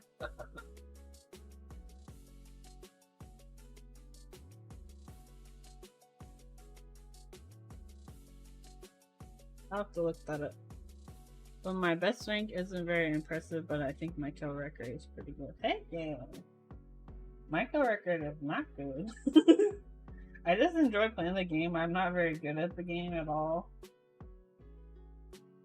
But I just like playing, running around, looting stuff.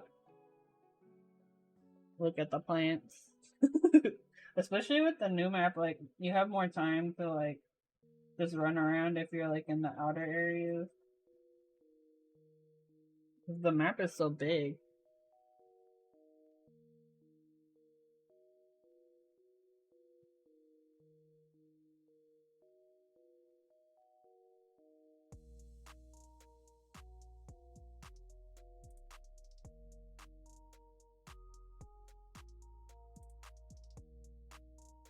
We're getting closer. My best was 19 kills on Olympus and duos? Bro, that's awesome. Yeah, I don't think even like one of my characters has 19 kills, so it's amazing.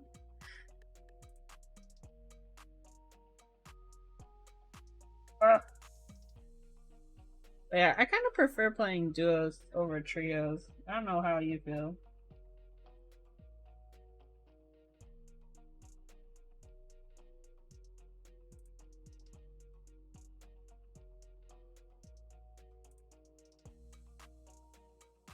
I was laughing because when we were playing Apex, it was like me and my friend playing with one rando, and the rando that we got, their username was GMK.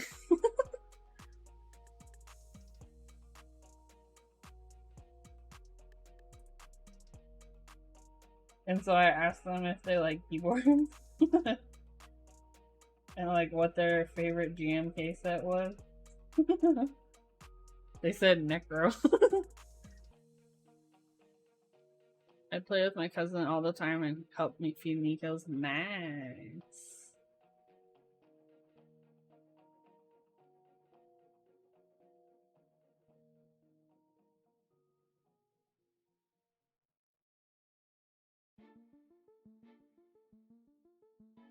I don't know if my cousins play video games. I should ask them.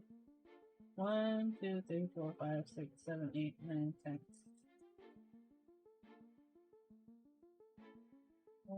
2, 3, 4.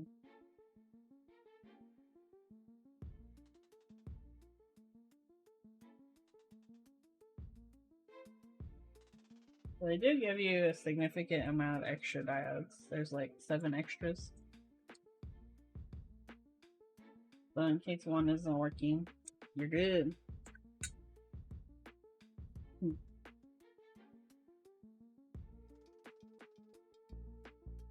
Yeah, what I'm tempted to do is we'll solder the controller on first so I can test the PCB, and then we'll do the socket.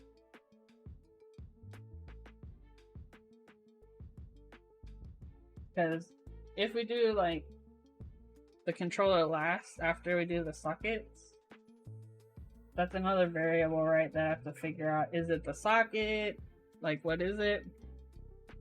So if we can verify that the board's working without the sockets, if there's an issue, then probably like a bent pin or something.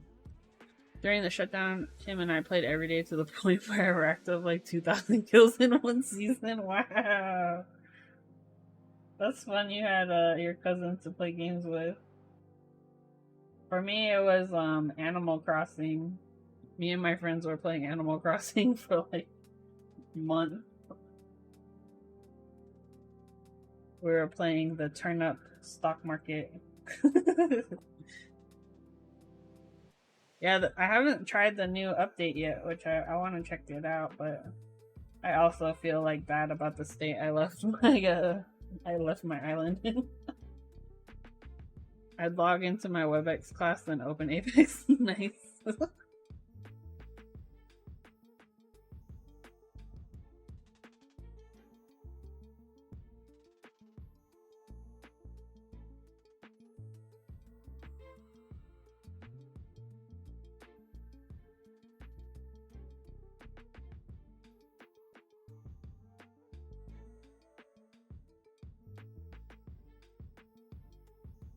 Yes.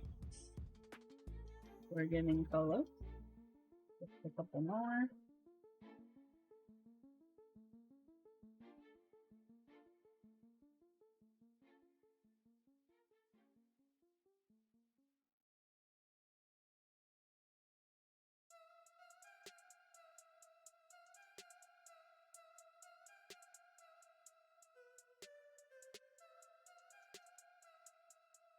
Yeah, come back. Yeah, this type of diode is definitely easier to work with than the other kind that have like the 2 legs on each side. The SMD one. Because those other ones have like a top and bottom side. These ones doesn't matter, so even if it rolls around, you're good.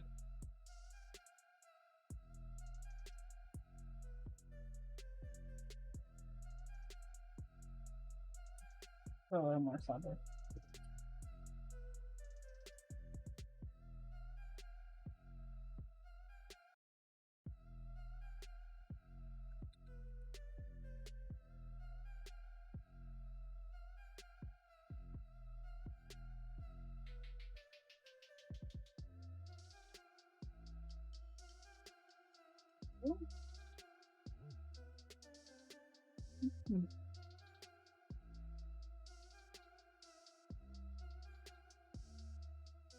Okay.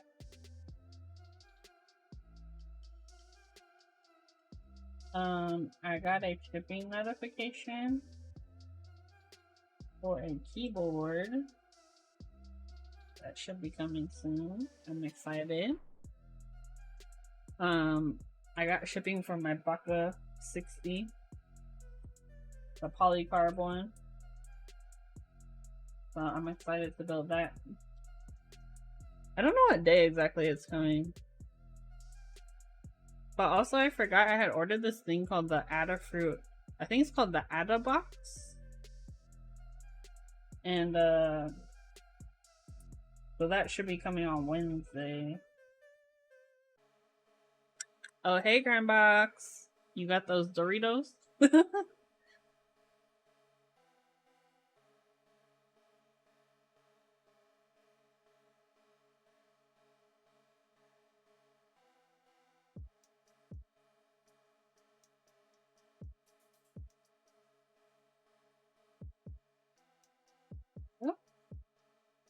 last diode, I think. Oh, you know what else we can do is the LEDs.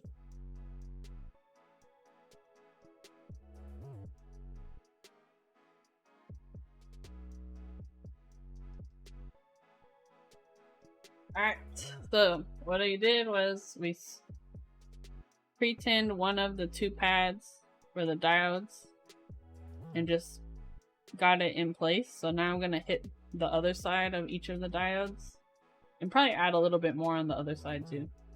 And then we should be good.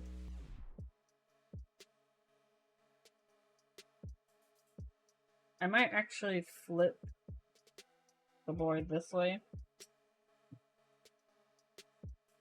so I have better access to the pad. Because basically adding solder between the pad and the diode.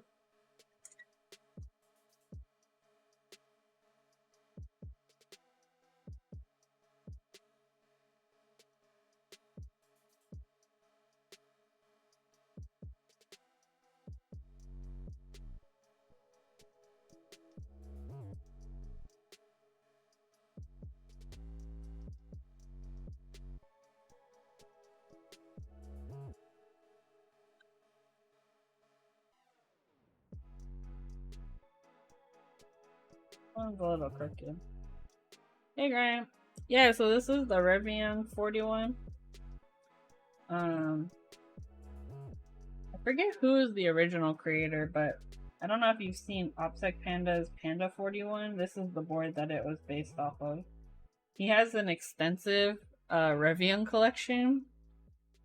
It's like his favorite layout. So he decided to do his own version. And I built that on stream before.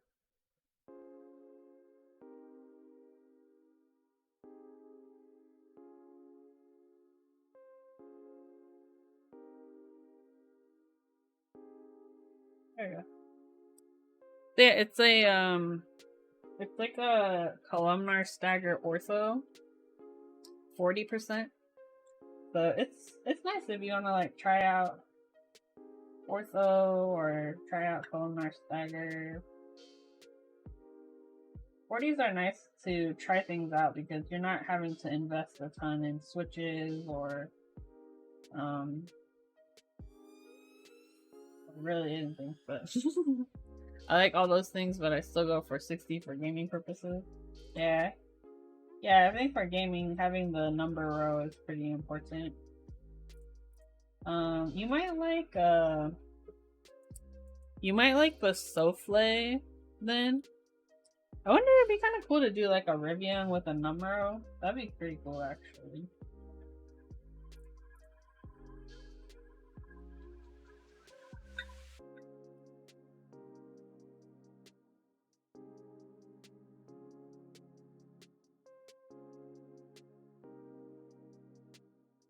I believe too the Reviung is open source, which is why you'll see them being sold at like different vendors.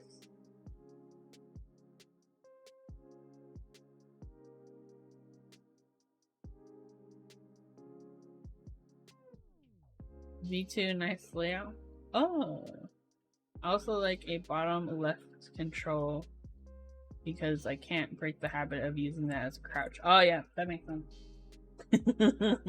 It's funny because after we played Deep Rock Galactic the other time, I switched to Apex and I kept hitting the F key to try and like throw a flare or something. I don't know. Aw, thank you, Sultan of Sleep, for the 9 bits. Thanks for those Bezos pennies. I appreciate you. Alright. Yeah, I think what we'll do is we'll do the controller, then we'll do the LEDs, and then we'll do the hot swap sockets. Because I'm thinking in terms of like debugging things, right? Because if we put the controller in and there's keys that aren't working, then it's a diode issue.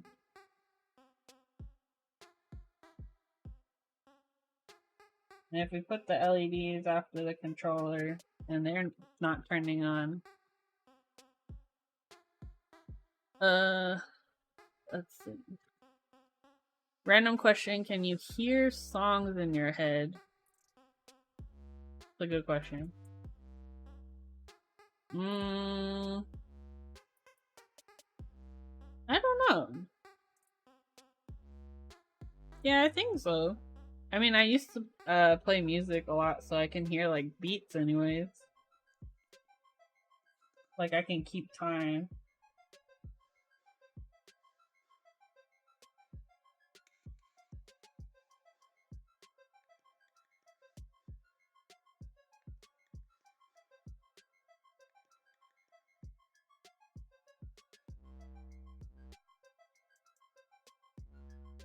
Can you hear songs in your head? Are you hearing voices in your head? What's happening?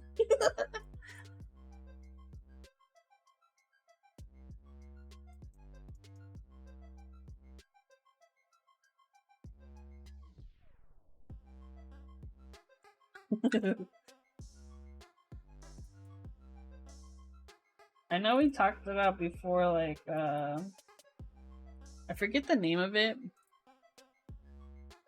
But like, some people, well, I didn't realize the fact that like, people will, when they're envisioning like objects or stuff, they can actually see the object in their mind. But I am one of the people who can't. Like, I can't, like, I can understand like the relationships of like where things should be, and like I don't see an image of something. I just see like the most I'll see is like an outline of like, but in like gray, like monochromatic.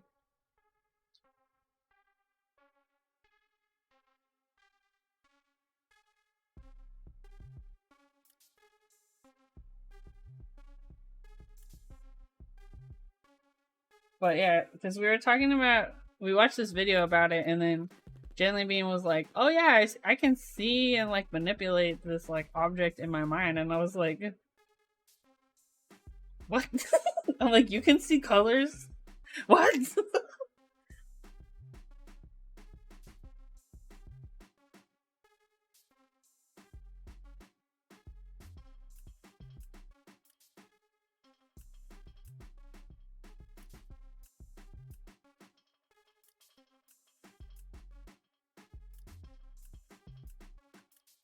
How about dreams?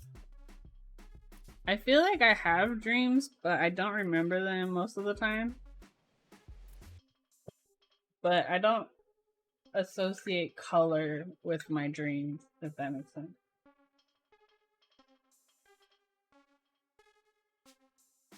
And I didn't think about this until we talked about it, and I was like, oh.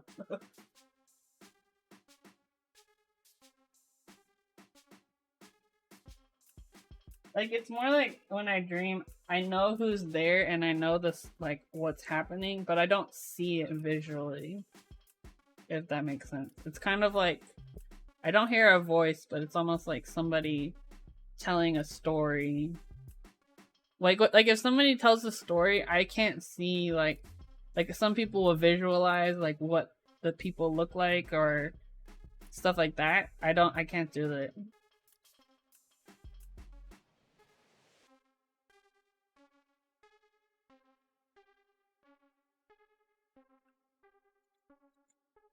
I know, right? Our brains are weird.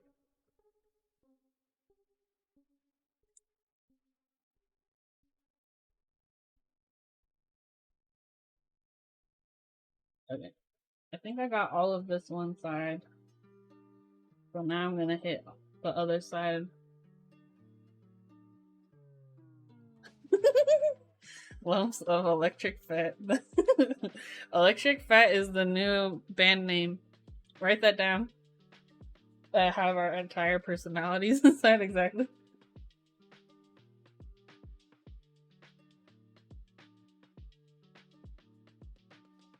I'm just adding a little extra solder to the first side. You don't have to do this, but just trying to strengthen the bond.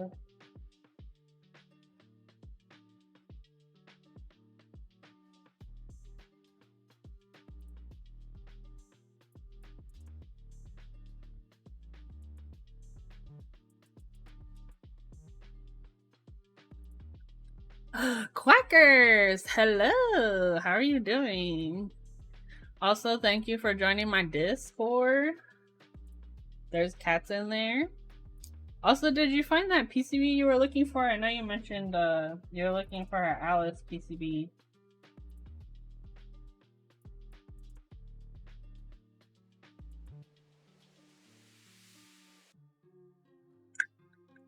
There is a cat. Where is he? He's sleeping. Hold on. Let's see.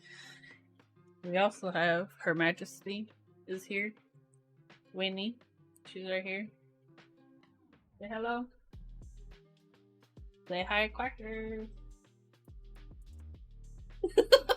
She's grumpy. She, today she tricked me into taking a nap. I wasn't mad though, I needed a nap. And, she was also like super hyper earlier for some reason. I don't know what was going on.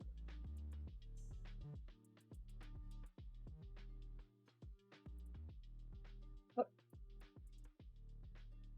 I guess I missed one. Oh, I did. I figured out one problem. I have another no to deal with. Oh no. Cockroaches? What? In your keyboard or at the house?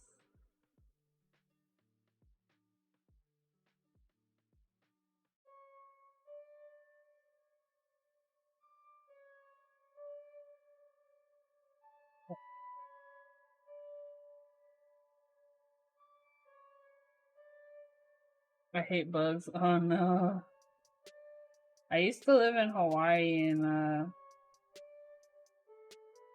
after that I was like, bruh, I hate freaking cockroaches. They're so gross. What else did I do?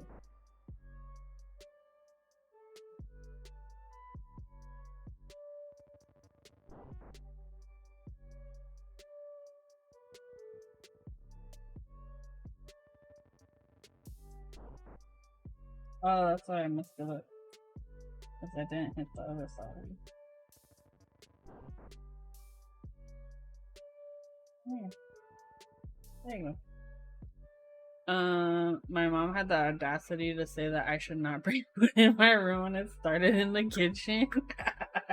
She's trying to blame you. How dare she? That's funny.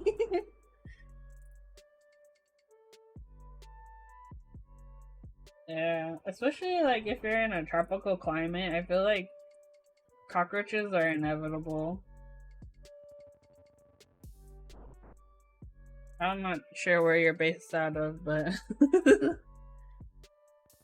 yeah, there's the thing that helped get rid of them though at where I was staying was I think they're called hoi hoi. They're these like Japanese like roach traps.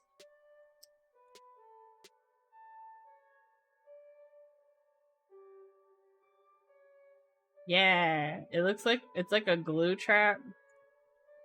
And I would just like drop those and then like they caught so much. Hold on, let me pull up the window. These things. These are the ones. Hoi hoi. You put like and it looks like a house. That's the other part is didn't feel as nasty because it looks like a cute house. So it's like a glue trap and then you put the kind of like this stuff. So they have like the bait. There's freaking shrimps in that mess, dude. But it totally worked. I caught so many huge roaches. It was intense. And it looks like a house. They're just going home. You're not murdering them. They're just going to their new house. In the trash. But yeah, that was the only thing that really helped me. Because I'm not a huge fan of like pesticides. So that's an option. Okay.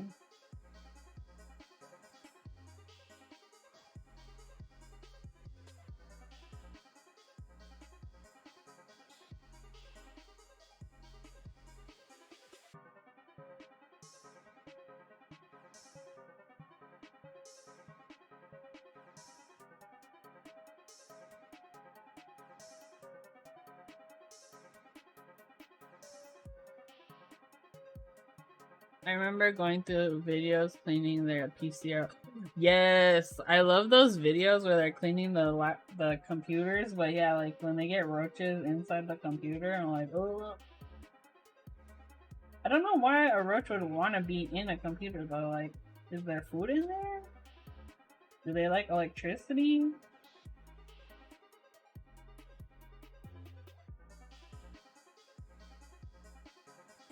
Or they're just like looking for a spot to hide? I also like the videos where they like clean like Xboxes and stuff. Oh, it's warm. Ooh. Okay, let's do the controller. And let me just double check the direction. Because, you know, your girl will forget. Okay, yeah. This is the top side. Huh, interesting. I didn't know that they were, like, attracted to warmth, but that makes sense. Okay, controller. What do we got? You know what? I think... No, that sounds from micro.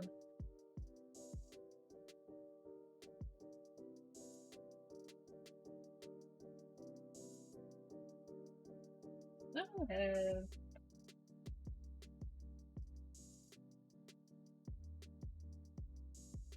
I thought I had more Elite Cs somewhere.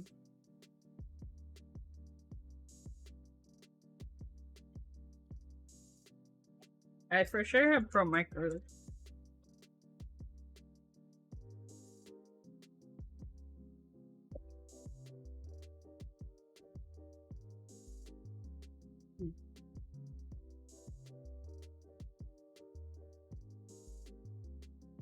Well, I'm just gonna put a Pro Micro, and if my keyboard son wants USB-C, then he can,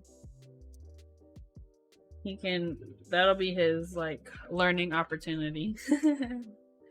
This is bringing back memories when someone brought a PC in for repair and the case had a bunch of roaches.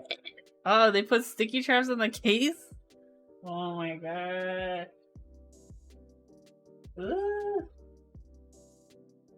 Okay, let's flash this mess first.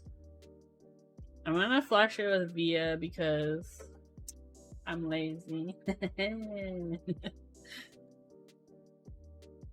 Let's see, Reviung41, firmware downloads.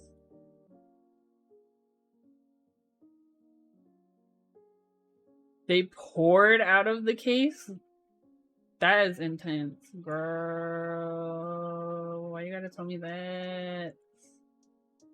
Yo. Okay, wait. Let's pull up. Close. QMK toolbox. Okay. So this is the Pro Micro. You can also use an Elite C. You could actually use also a nice Nano, which would make this Bluetooth. You would just need to also attach a battery. I don't know how to do that. But let me pull up our... I haven't yet worked with Bluetooth stuff, but I do have a Bluetooth board I need to build at some point. I think that one has an onboard Bluetooth chip though. So it's not a nice Nano. Okay, so I'm gonna open our VIA file, downloads. This is our Pro Micro. Let me pull up.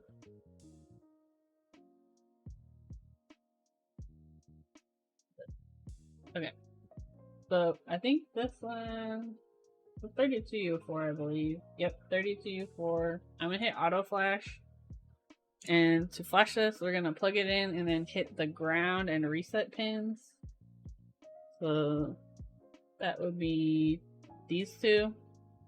We're gonna hit them twice after we plug it in. And these are kind of like, not buggy, but like finicky sometimes, where you gotta do it real fast, like within like a few seconds of plugging in the cable. Here we go. Connecting to programmer. Oh, flash, baby. Okay, so now let's pull up via DFU mode, baby.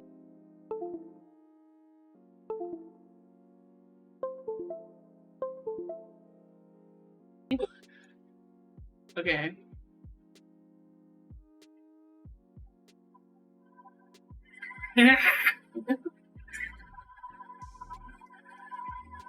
Hold on. Can you hear me? Okay, can you hear me now? Wait, let me check my microphone.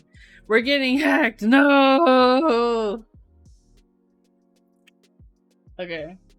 So I forgot this happens. But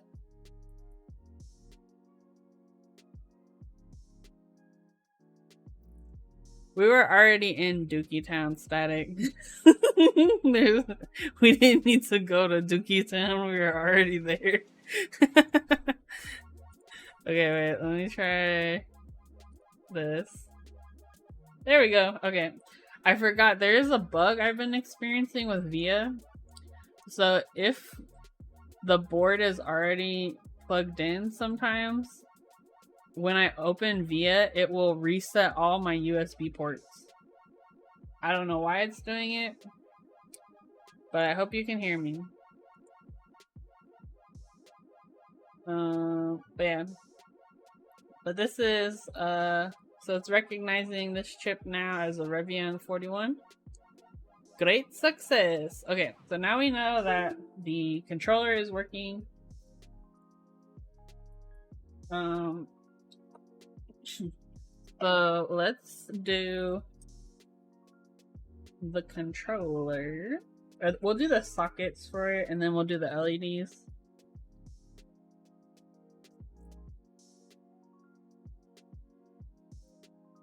Anytime I use a Pro Micro, I socket the Pro Micro. I've had too many issues with it, Pro Micros breaking, that for me it's a default now that if I'm using a Pro Micro, that mess getting socketed. There's no question. Let me see. Let me fix. Oh, you know what? I think my.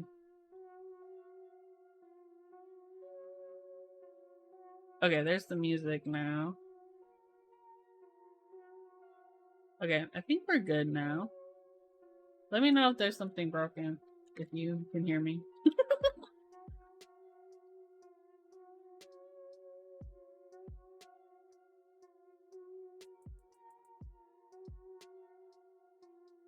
I think it, yeah, it looks like it's working.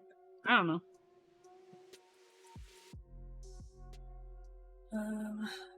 Let me pull up. Okay, we're good. All right. Let me pull up. We're gonna socket the Pro Micro.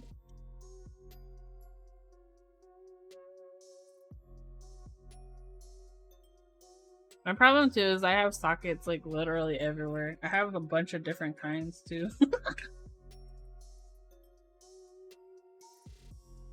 Yeah, this will go in here, like this. Yeah, double check with the case that this is gonna, it won't cause it. I think that'll be fine. Did you need something?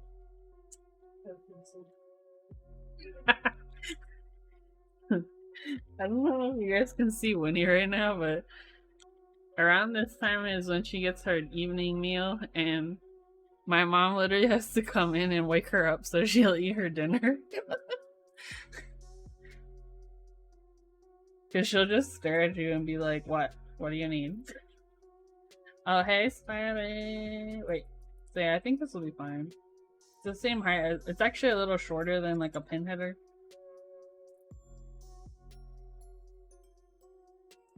Okay, so the reason why I use these is it basically acts as like a hot swap socket for your controller.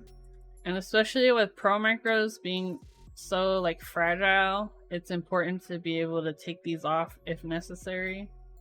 Another good thing about the Reviung is that the controller is not hidden underneath a switch. So like, you don't have to deal with like desoldering switches to access the, or desoldering the controller to access switches and vice versa. But yeah, let me just make sure I'm doing this right. Yeah, with the controller. Or actually, it's gonna sit on the top. Okay.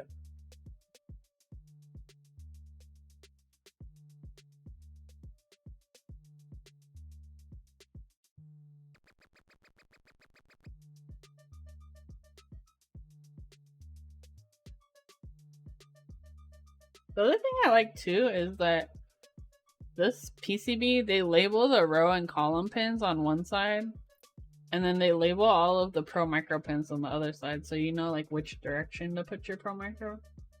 So like, for example, so like this one, you can see the raw, ground, and reset pins are supposed to match up, which means that our Pro Micro, when we mount it, is going to be facing down. It's pretty cool. I love when people label their PCBs. It makes life so much easier.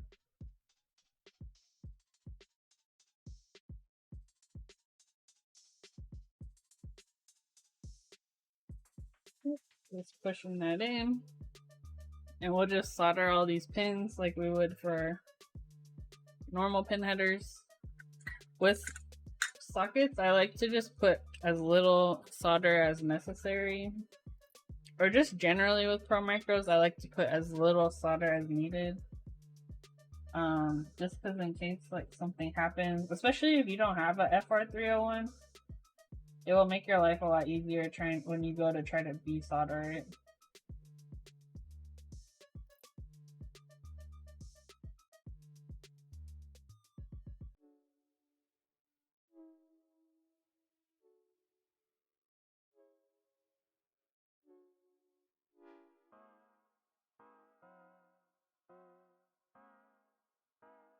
We cheated and ordered all the Chinese food tonight.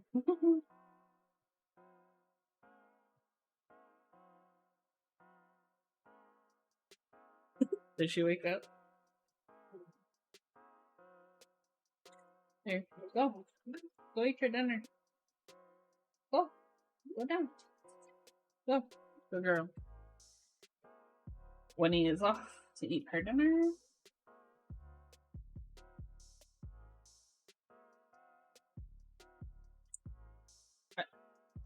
Static, when you order Chinese food, do you usually get enough for like leftovers for the next day? Because I feel like that's the move. Second day of fried rice, the best.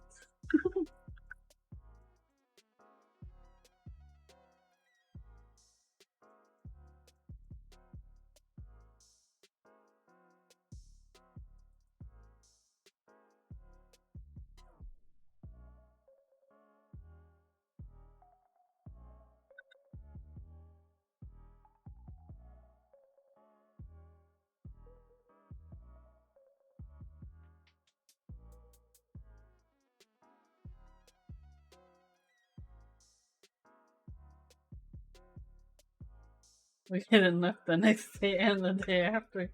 Hey, yeah, you got your meal prep for the week, baby.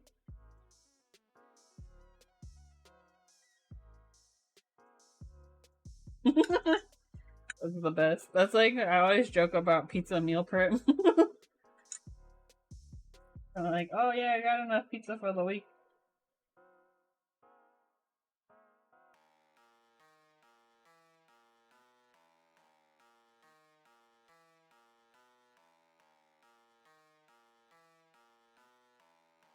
There's a couple I want to add a little more solder to.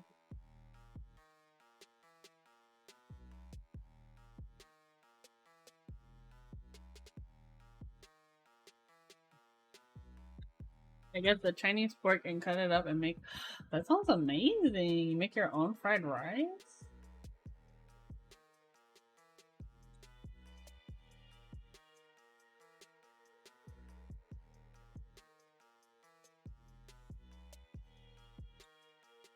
Alright.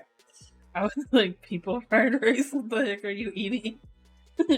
Or should I say, who are you eating?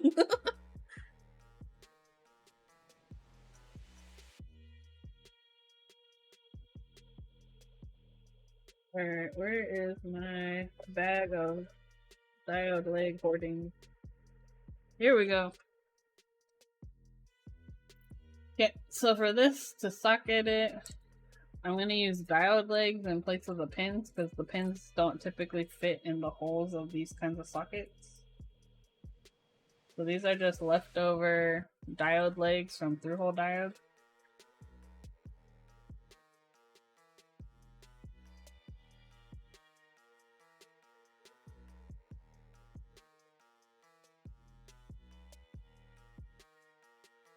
Uh-oh. Is this a problem?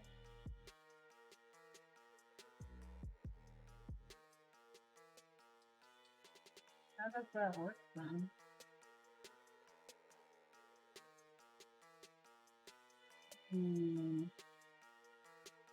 It appears this socket is assuming that you have top-mounted components. Because look, if I put it here, like where the port's not going to be hitting the socket, the holes don't line up. Like, it's like a half a hole too far up. So to do it, I would have to put it like this.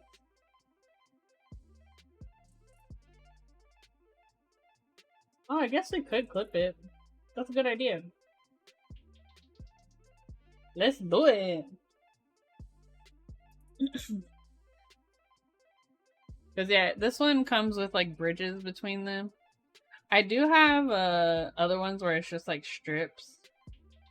But we were feeling extra today, so yeah, we could clip this. It's just like a plastic piece to support the sockets. Do people usually clip these? I guess it would depend if you like. Hey, the dankest of lambs! Girl, thank you for subscribing for 6 months. Oh my god. Look at you. You got that 6-month grumpy Winnie badge now. Welcome to the baby stream. Hope you're having a good Monday. Oh yeah, that's way better. Oh, I kind of like that.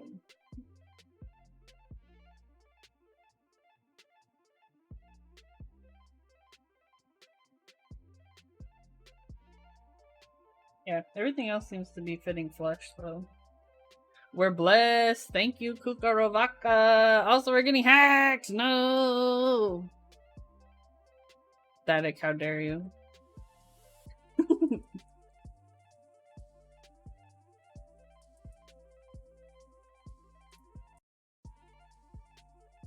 Alright, so I'm gonna stick the pin in back.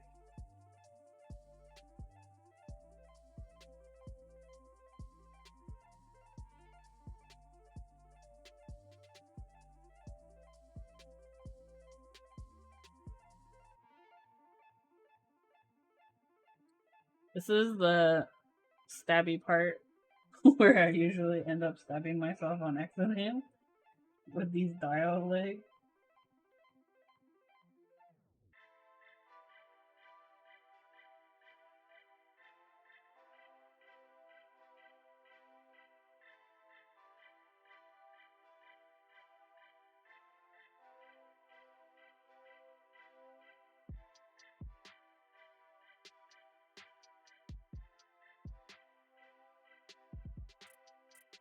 Okay.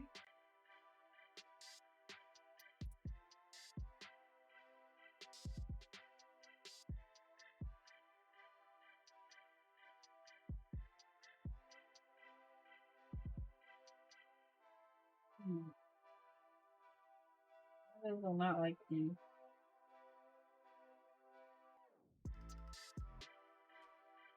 There we go.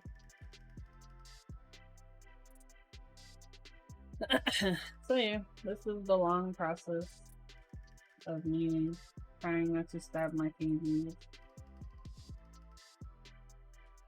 But it's a little bit of work now that will save us a lot of time later if something goes wrong with this Pro Micro. I don't need to get like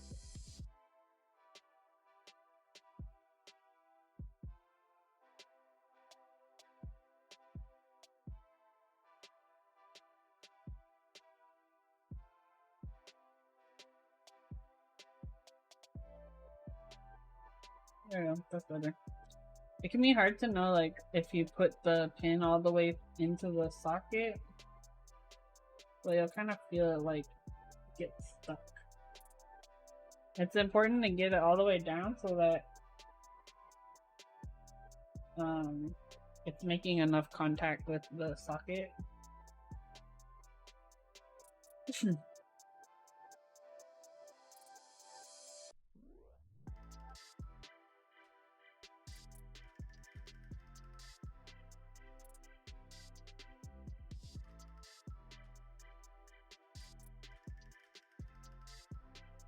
Dang it.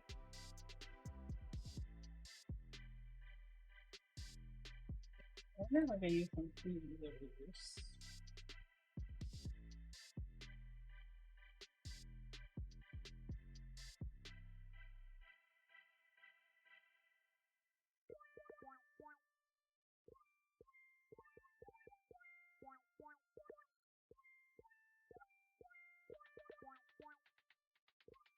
There we go.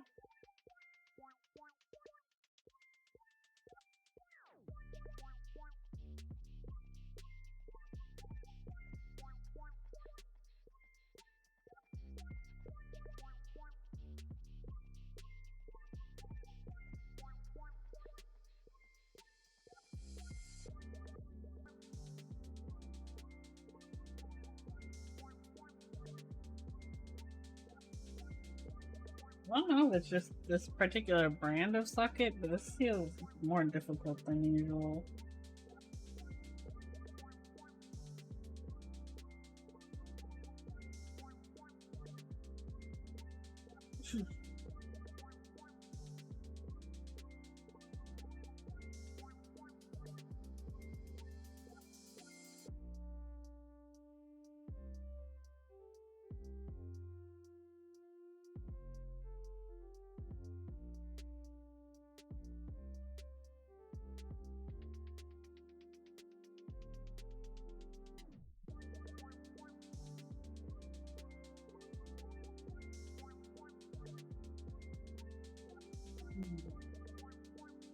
I wonder. I remember a while ago I got these like brass pins that were meant for this type of socket. I wonder if I'm meant to use those.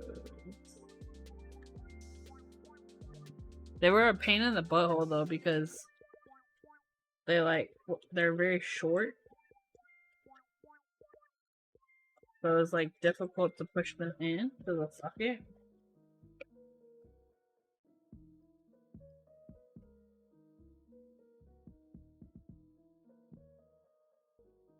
Might have thrown them away actually. Because I don't know where they are. Because they were just like super annoying to use, but we did 5. We can do this. We gotta use our finger powers.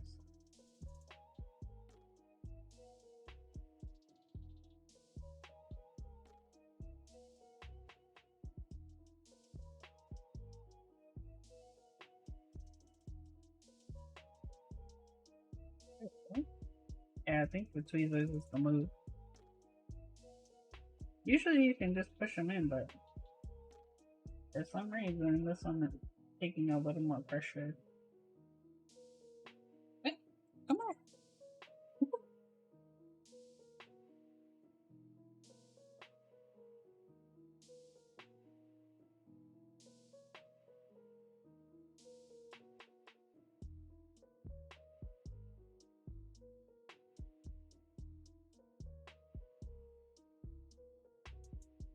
Hey, okay. Yeah, the tweezers are working.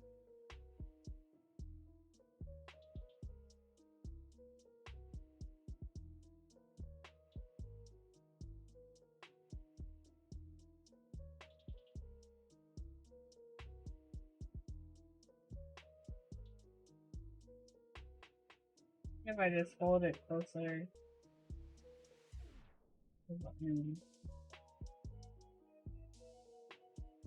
It's working.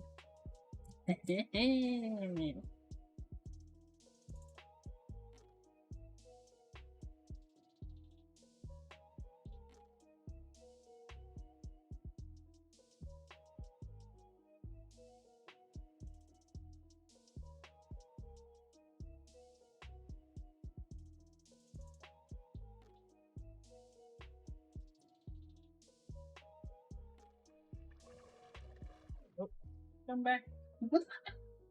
Where? That's the other thing too about dial legs. I end up finding them everywhere, especially after like a through-hole build.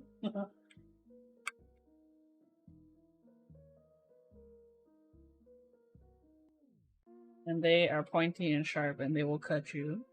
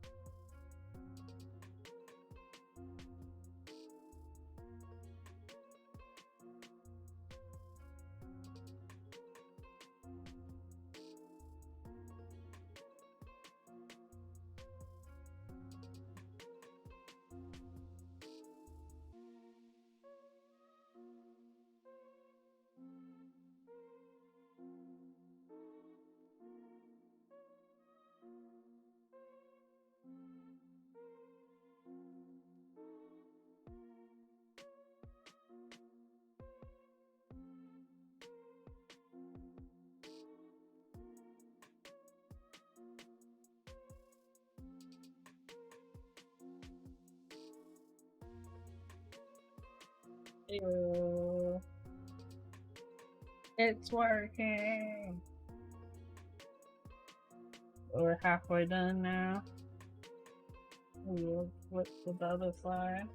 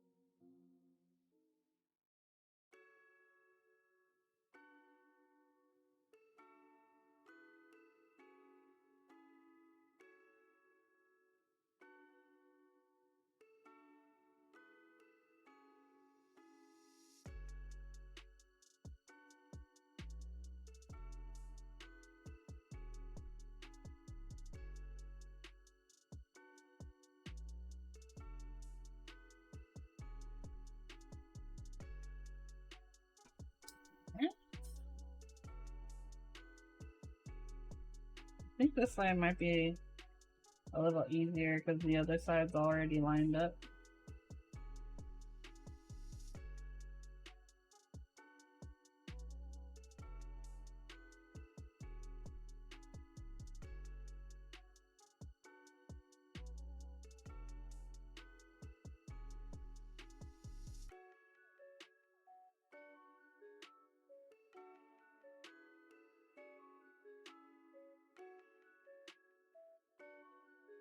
Yeah. Man, my hand is like getting tired. We're too powerful for our own fingers. Oh no, one of them fell out. That's my good.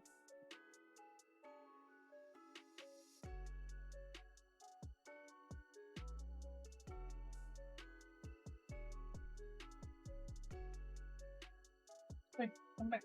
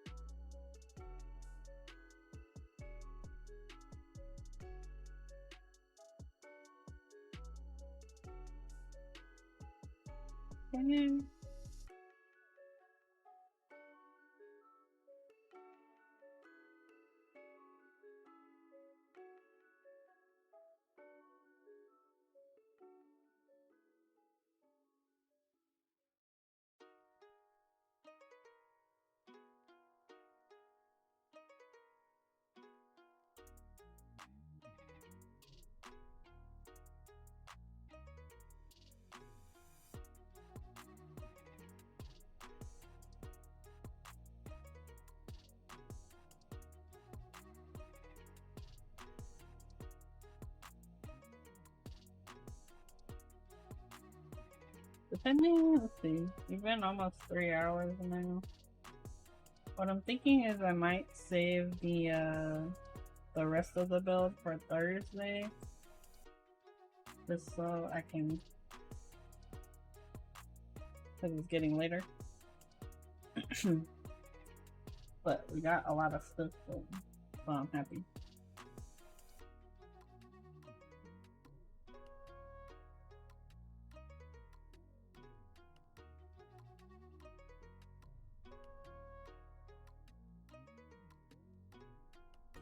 Kinda missed building something last week. Nice to be able to like make something with their hands.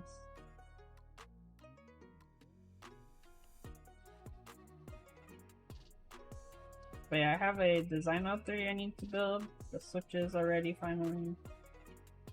And then I have a couple of boards on the way. I'm excited for the Baka 60. I think it's gonna be fun. I'm gonna, since it's polycarb, I'm gonna I think it's the ANSI PCB. It's one of the Canon Keys PCBs that has like RGB LEDs on it. Because I want that thing to be like super lit up. Need to look at the layout options as well.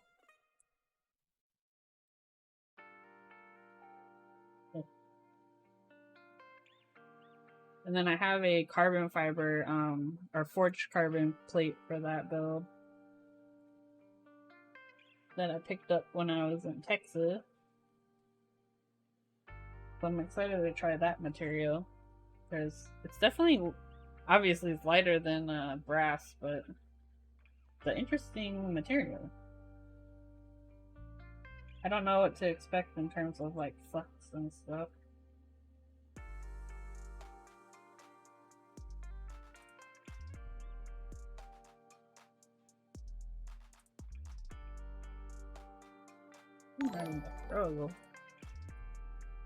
Oh, hey! Thank you for following Snoopy R6. How are you doing tonight? I'm working on a Reviung keyboard. And we're just gonna finish up the microcontroller and test the PCB. And then I'll probably finish the build on Thursday. Just because.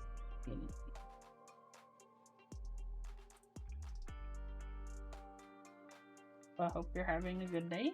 Thanks for stopping by.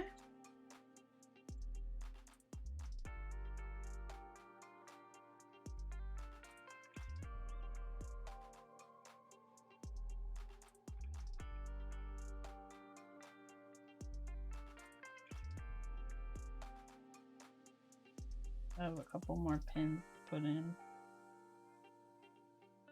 Fingers are getting tired. There we go.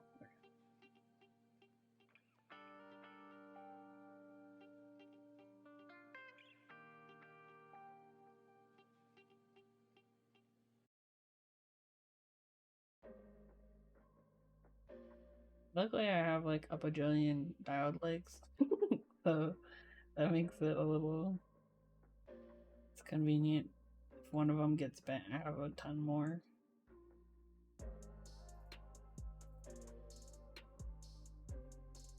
But diode legs are good for lots of different things. You can use them to bridge stuff. They're just handy.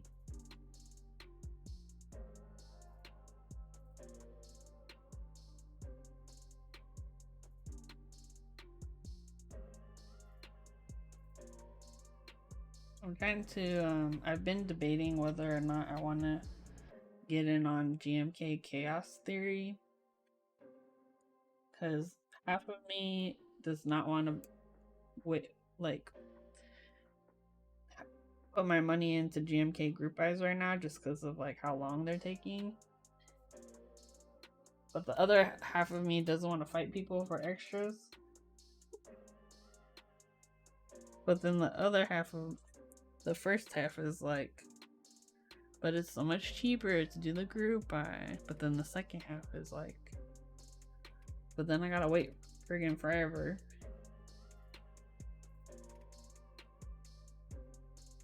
I don't know what your guys' theories and thoughts are right now about GMK. It's kind of a weird space we're in.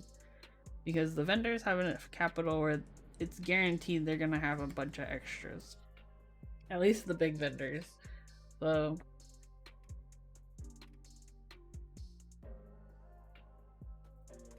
is it worth saving money versus time, I guess? I'm kind of tempted to buy like the child kit and then just get extras for the base. Because if by then I don't really care about the set, for sure people are going to be looking for those child kits.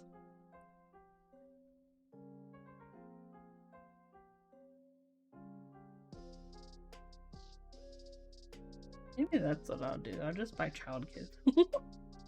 And then if I've lost interest, then we're good. Just support whatever 40s kits are there.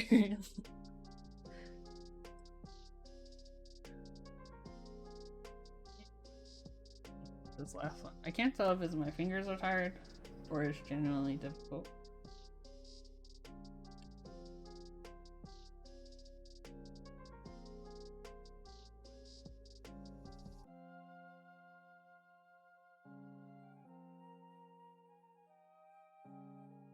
Okay. We are good, I think. These away. We can finish soldering these up.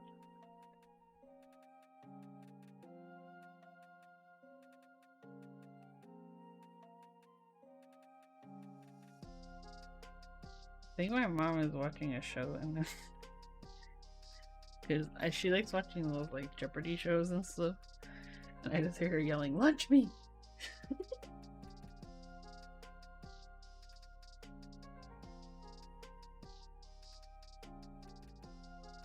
Let's solder this up, and then we will clip it, test it, and we'll probably be done for the night.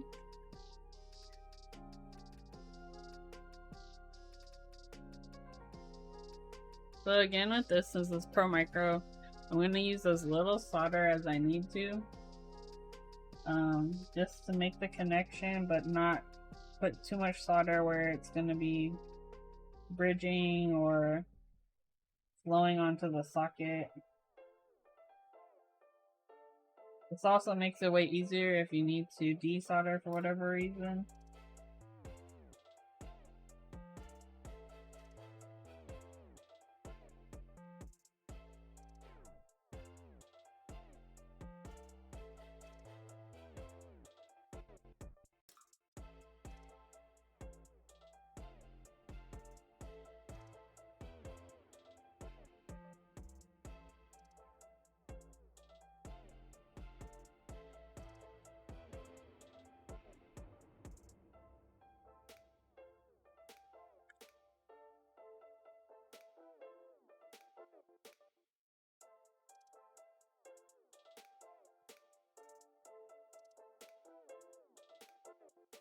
Oh yeah, also I'm curious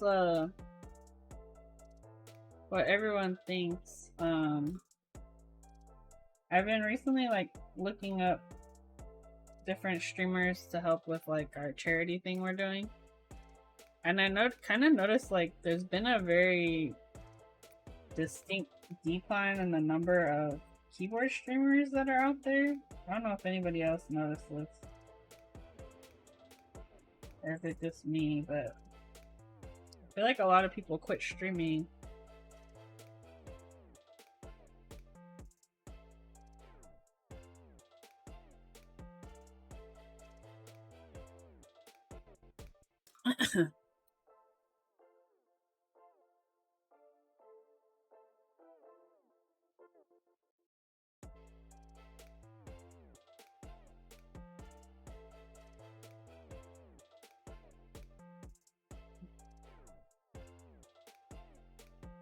I'm also noticing on this, the front of the Pro Micro seems to be dropping down because I don't think it has as many components in the front. So what I'm thinking I'm going to do is desolder the front part and push it up a little bit so it has some more space.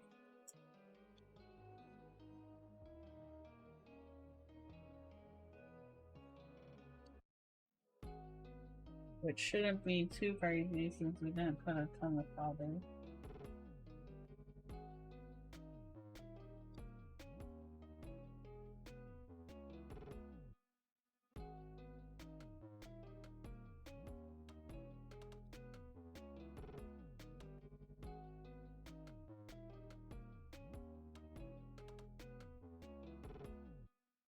Also, something to note, the ground pin is always going to be more difficult to desolder, just FYI. Because it's spreading heat from not just that pin, but like through the PCB. Which I believe is why this one is giving me a hard time. Because it should be like ground and reset right here.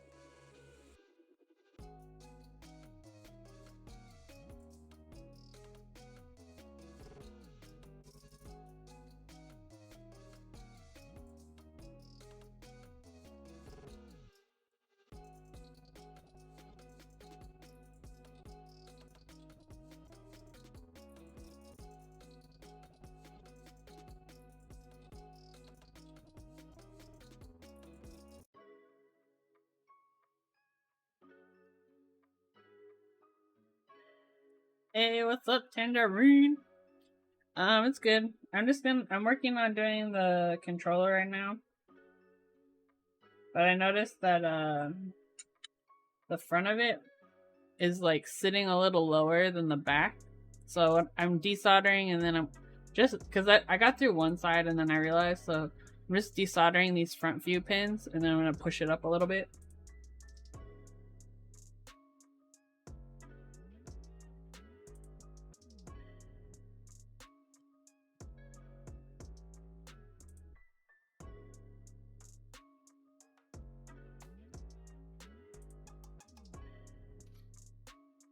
How are you doing?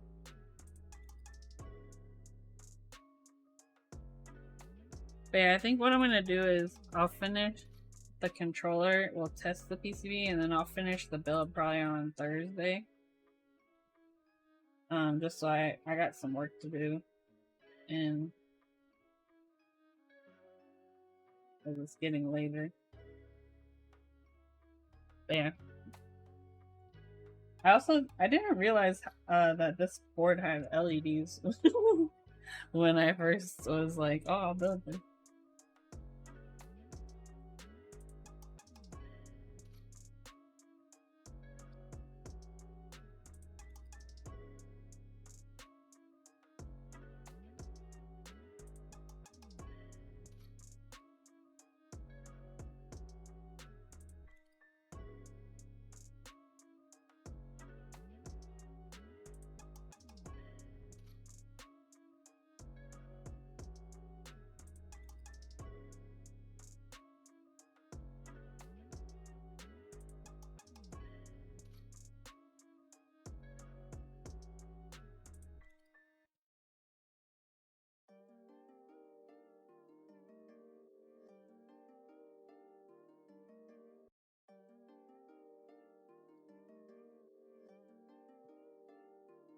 Struggling with the part of being human where I need to stay awake to be a human. Caffeine's not working anymore. Oh no. Yeah. I took a nap today and it was like one of my best decisions I've made in a while.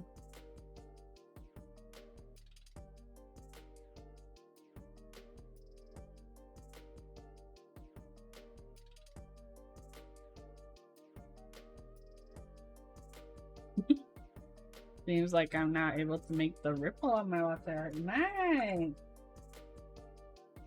Yeah, it's crazy how far you've come from like the blob to now you got ripples. Are you kidding me?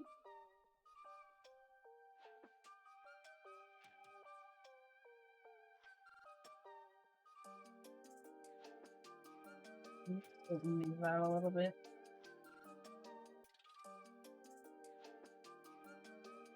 I see. It took a while. Yeah, it did, but you were persistent and you practiced, and now you're good.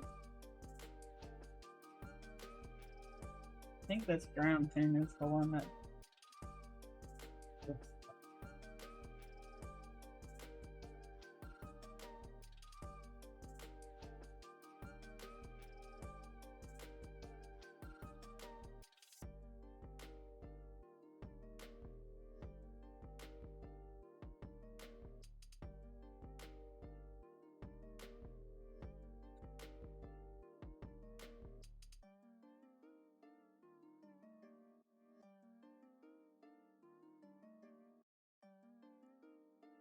Whatever, I don't really care anymore.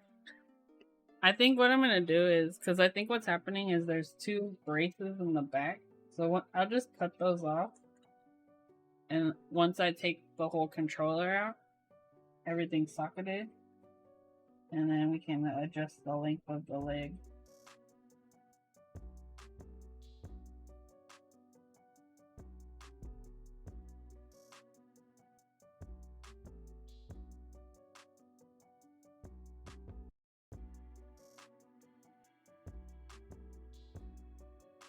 But yeah, I'm still just trying to use the minimum amount of solder required to make it easy to desolder.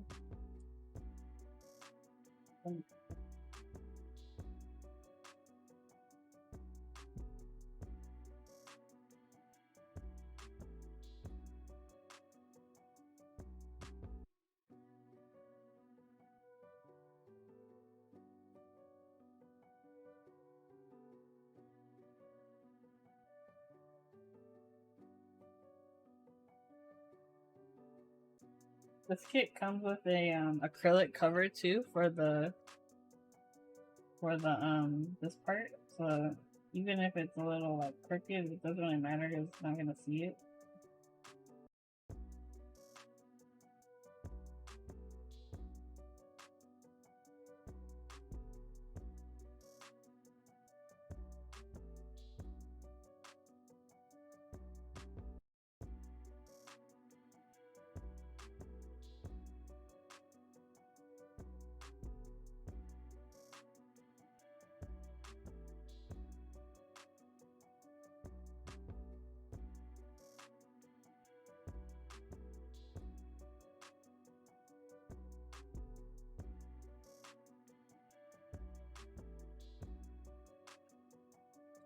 How ugly desoldering is going to be is directly related to how much soldering you solder you use while soldering. Exactly. So we want to just go for the minimum to make our life easier later on. We're not overachieving with the solder.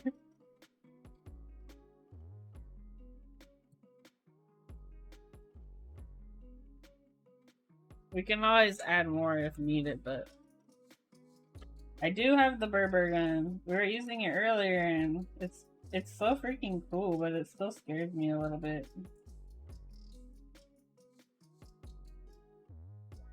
I think what scares me more is like breaking it, honestly. Can you desolder a controller with the Berber? Yeah, you should be able to. I think you just gotta be careful.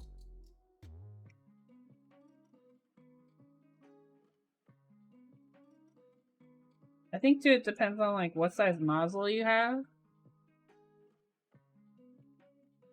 Because if the nozzle can fit between the pins, then you should be fine. I've also seen nozzles where like it has like a long skinny tip that like is longer than the normal one, so that you can kind of like get in there from higher up.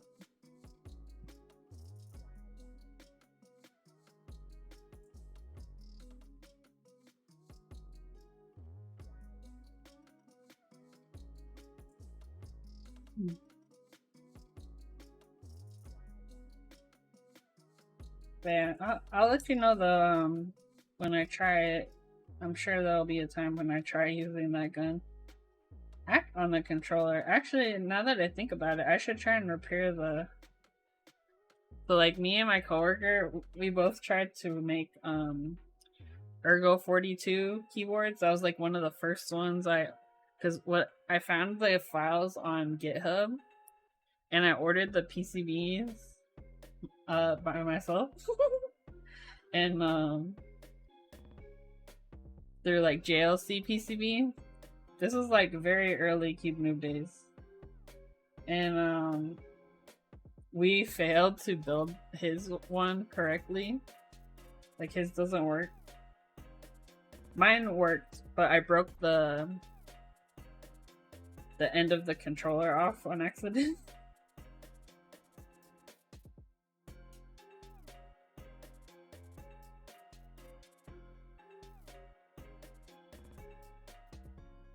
Yeah, let me try and get this off.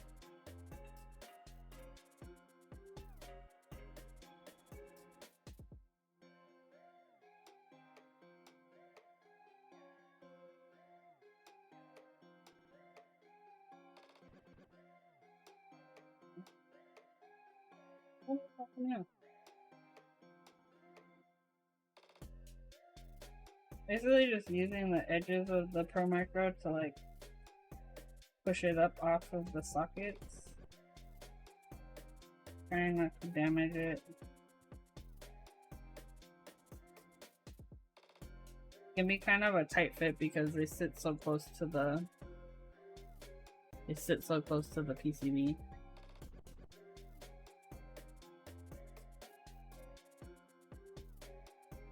So I usually just use like the flat end of my tweezers to kind of like push up a little bit around the edges.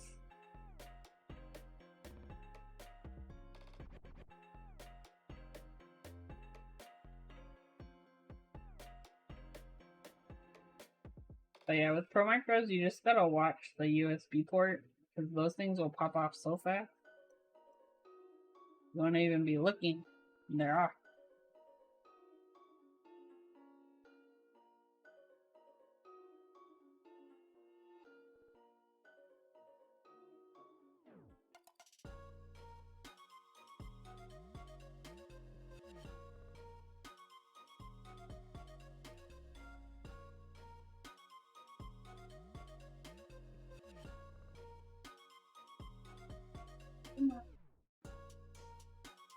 That does not want to come out of the socket. What the heck?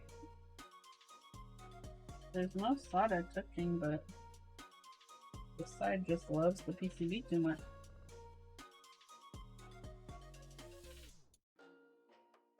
I thought maybe like some solder got between the pin and the socket, but no. It just loves being in the PCB. There we go. What the heck? I decided I'm gonna pay the extra for a USB-C. Yeah, I would definitely recommend doing USB-C. Just because the port itself seems to be a lot sturdier than the micro USB. And it's the same process, same thing. So I personally only have one USB, like the micro USB cable, so it works out better to use USB-C, but this isn't for me. And also this is the only one I had on hand right now. Man, this does not want to come up. It's coming out, but it's just like really slow. I just don't want to break the port. There you go. Got a little more leverage. Yeah, I think what I'm gonna do... Well, this should be fine, actually. My main concern was just getting it so it was a little more even on the top, the front, and the back side, so the port wasn't sitting so close to the PCB. I'm leaning towards doing a Corn keyboard, which is a split ergo bus.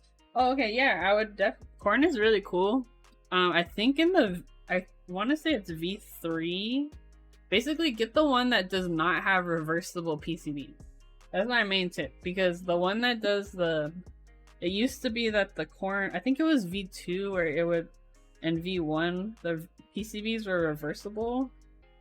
And so they were really difficult to build because you have to really pay attention to like which pad goes where. But with the V3, I think they changed it, so you should be good. Okay. Let's plug it in. And we will test the keyboard. Let me plug it in.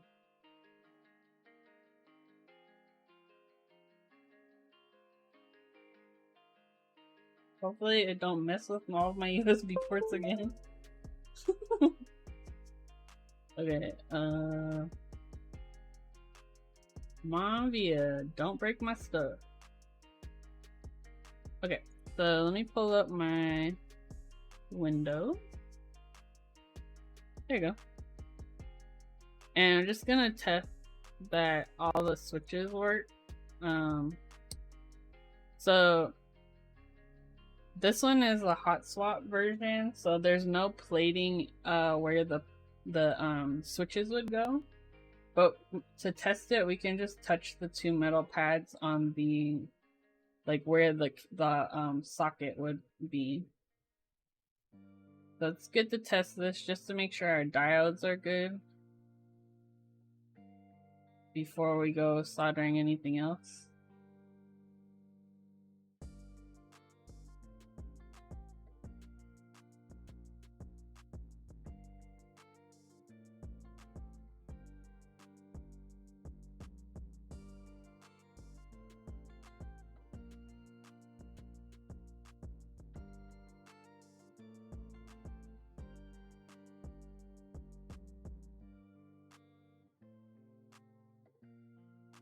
That one works. I'm trying to think, you might like be like the Corn. Do you prefer like having a number row or no number row?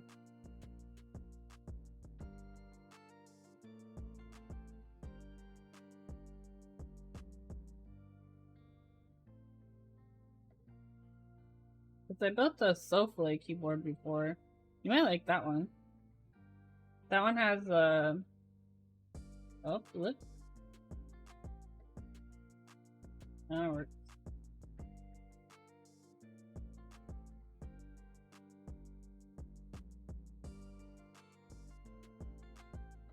Because the Souffle is kind of like the Corn, but it has a number row and OLEDs.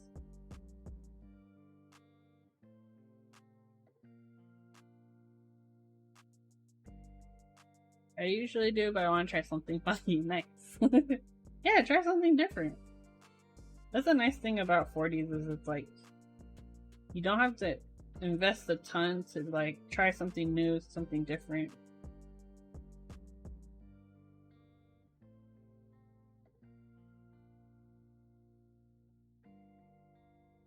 This one I think is having an issue.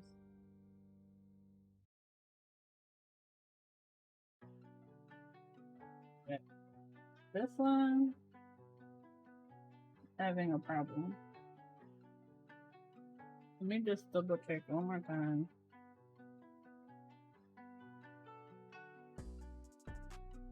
I probably burnt the diode on this one. I remember I was having a problem.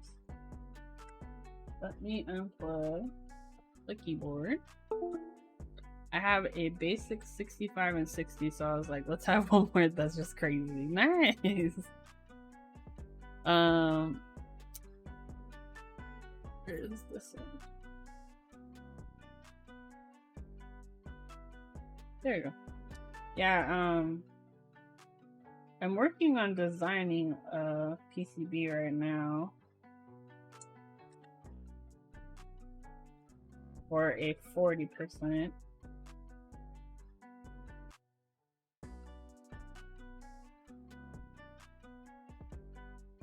So I'm just reflowing the solder on the switch to see if that helps. If it doesn't, then we have probably a dead diode and we got to make this.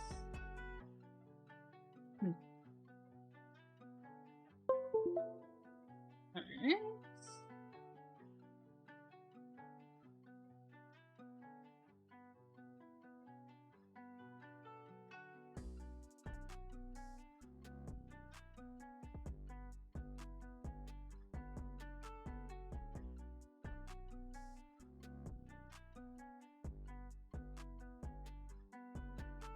Oh, that fixed it. Just had to reflow the solder. Alright. Cool. So, this is the point where we're at. We soldered all the diodes on. And we soldered the controller. I think we're gonna stop here for tonight just because I want to eat dinner and do stuff. Actually, let's do the reset button because why not? It's easy. Because yeah, the LEDs I think are gonna take a little more time just because I'm not very good at them. And it's gonna be a struggle.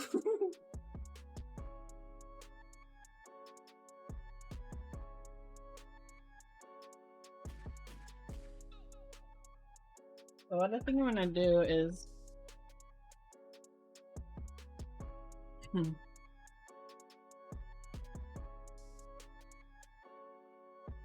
gonna put a little solder on my iron first. Just a little bit. I'm gonna use my tweezers to hold the reset button in place, and then I'm just gonna drop the solder on one of the pads. Just to kind of like pin it in place.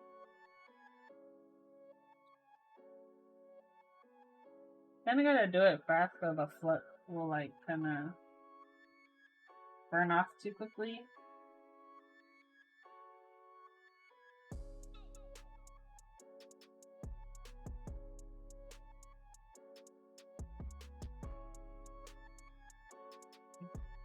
So I'm gonna do the other side and then we'll come back and add a little more solder.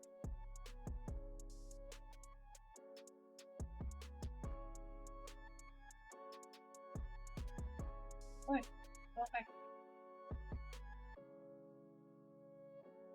Okay.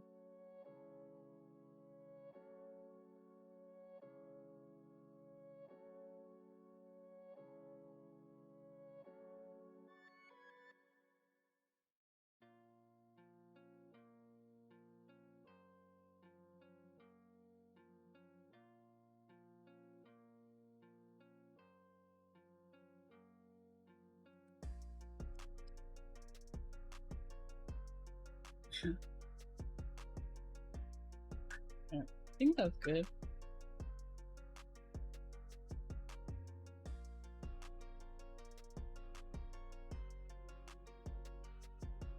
A little more solder in the back side. The reset button is optional. Because you could just use the pins too to short it. But it's a nice little touch, so. But yeah, I think that's where we're gonna stop for today. I'll probably finish building this on Thursday. Because Wednesday, me and Emma, my sister, are gonna stream games. So we'll be playing Puzzle Pint again. So make sure you're followed if you want to play with us. And also if you want to play in voice chat at the same time, make sure to join my Discord. Let me see who is streaming. We can raid somebody. Hopefully there's more keyboard streamers tonight. I felt like the last time I streamed there was like not that many keyboard streamers. So it's kind of hard to pick somebody. But it looks like there's more tonight. The keyboard. Also, do we want baby stream? I think we should do baby stream. I always love new streamers. Love it. Let's see. Who is streaming? Yeah, we're gonna raid. So let me know if there's someone you want. Oh, she is? Does she want people to raid though?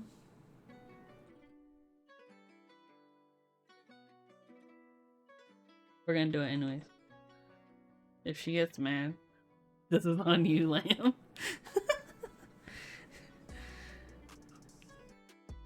Aw, okay, well, we'll raid her. Hopefully that'll help raise her spirits a little bit.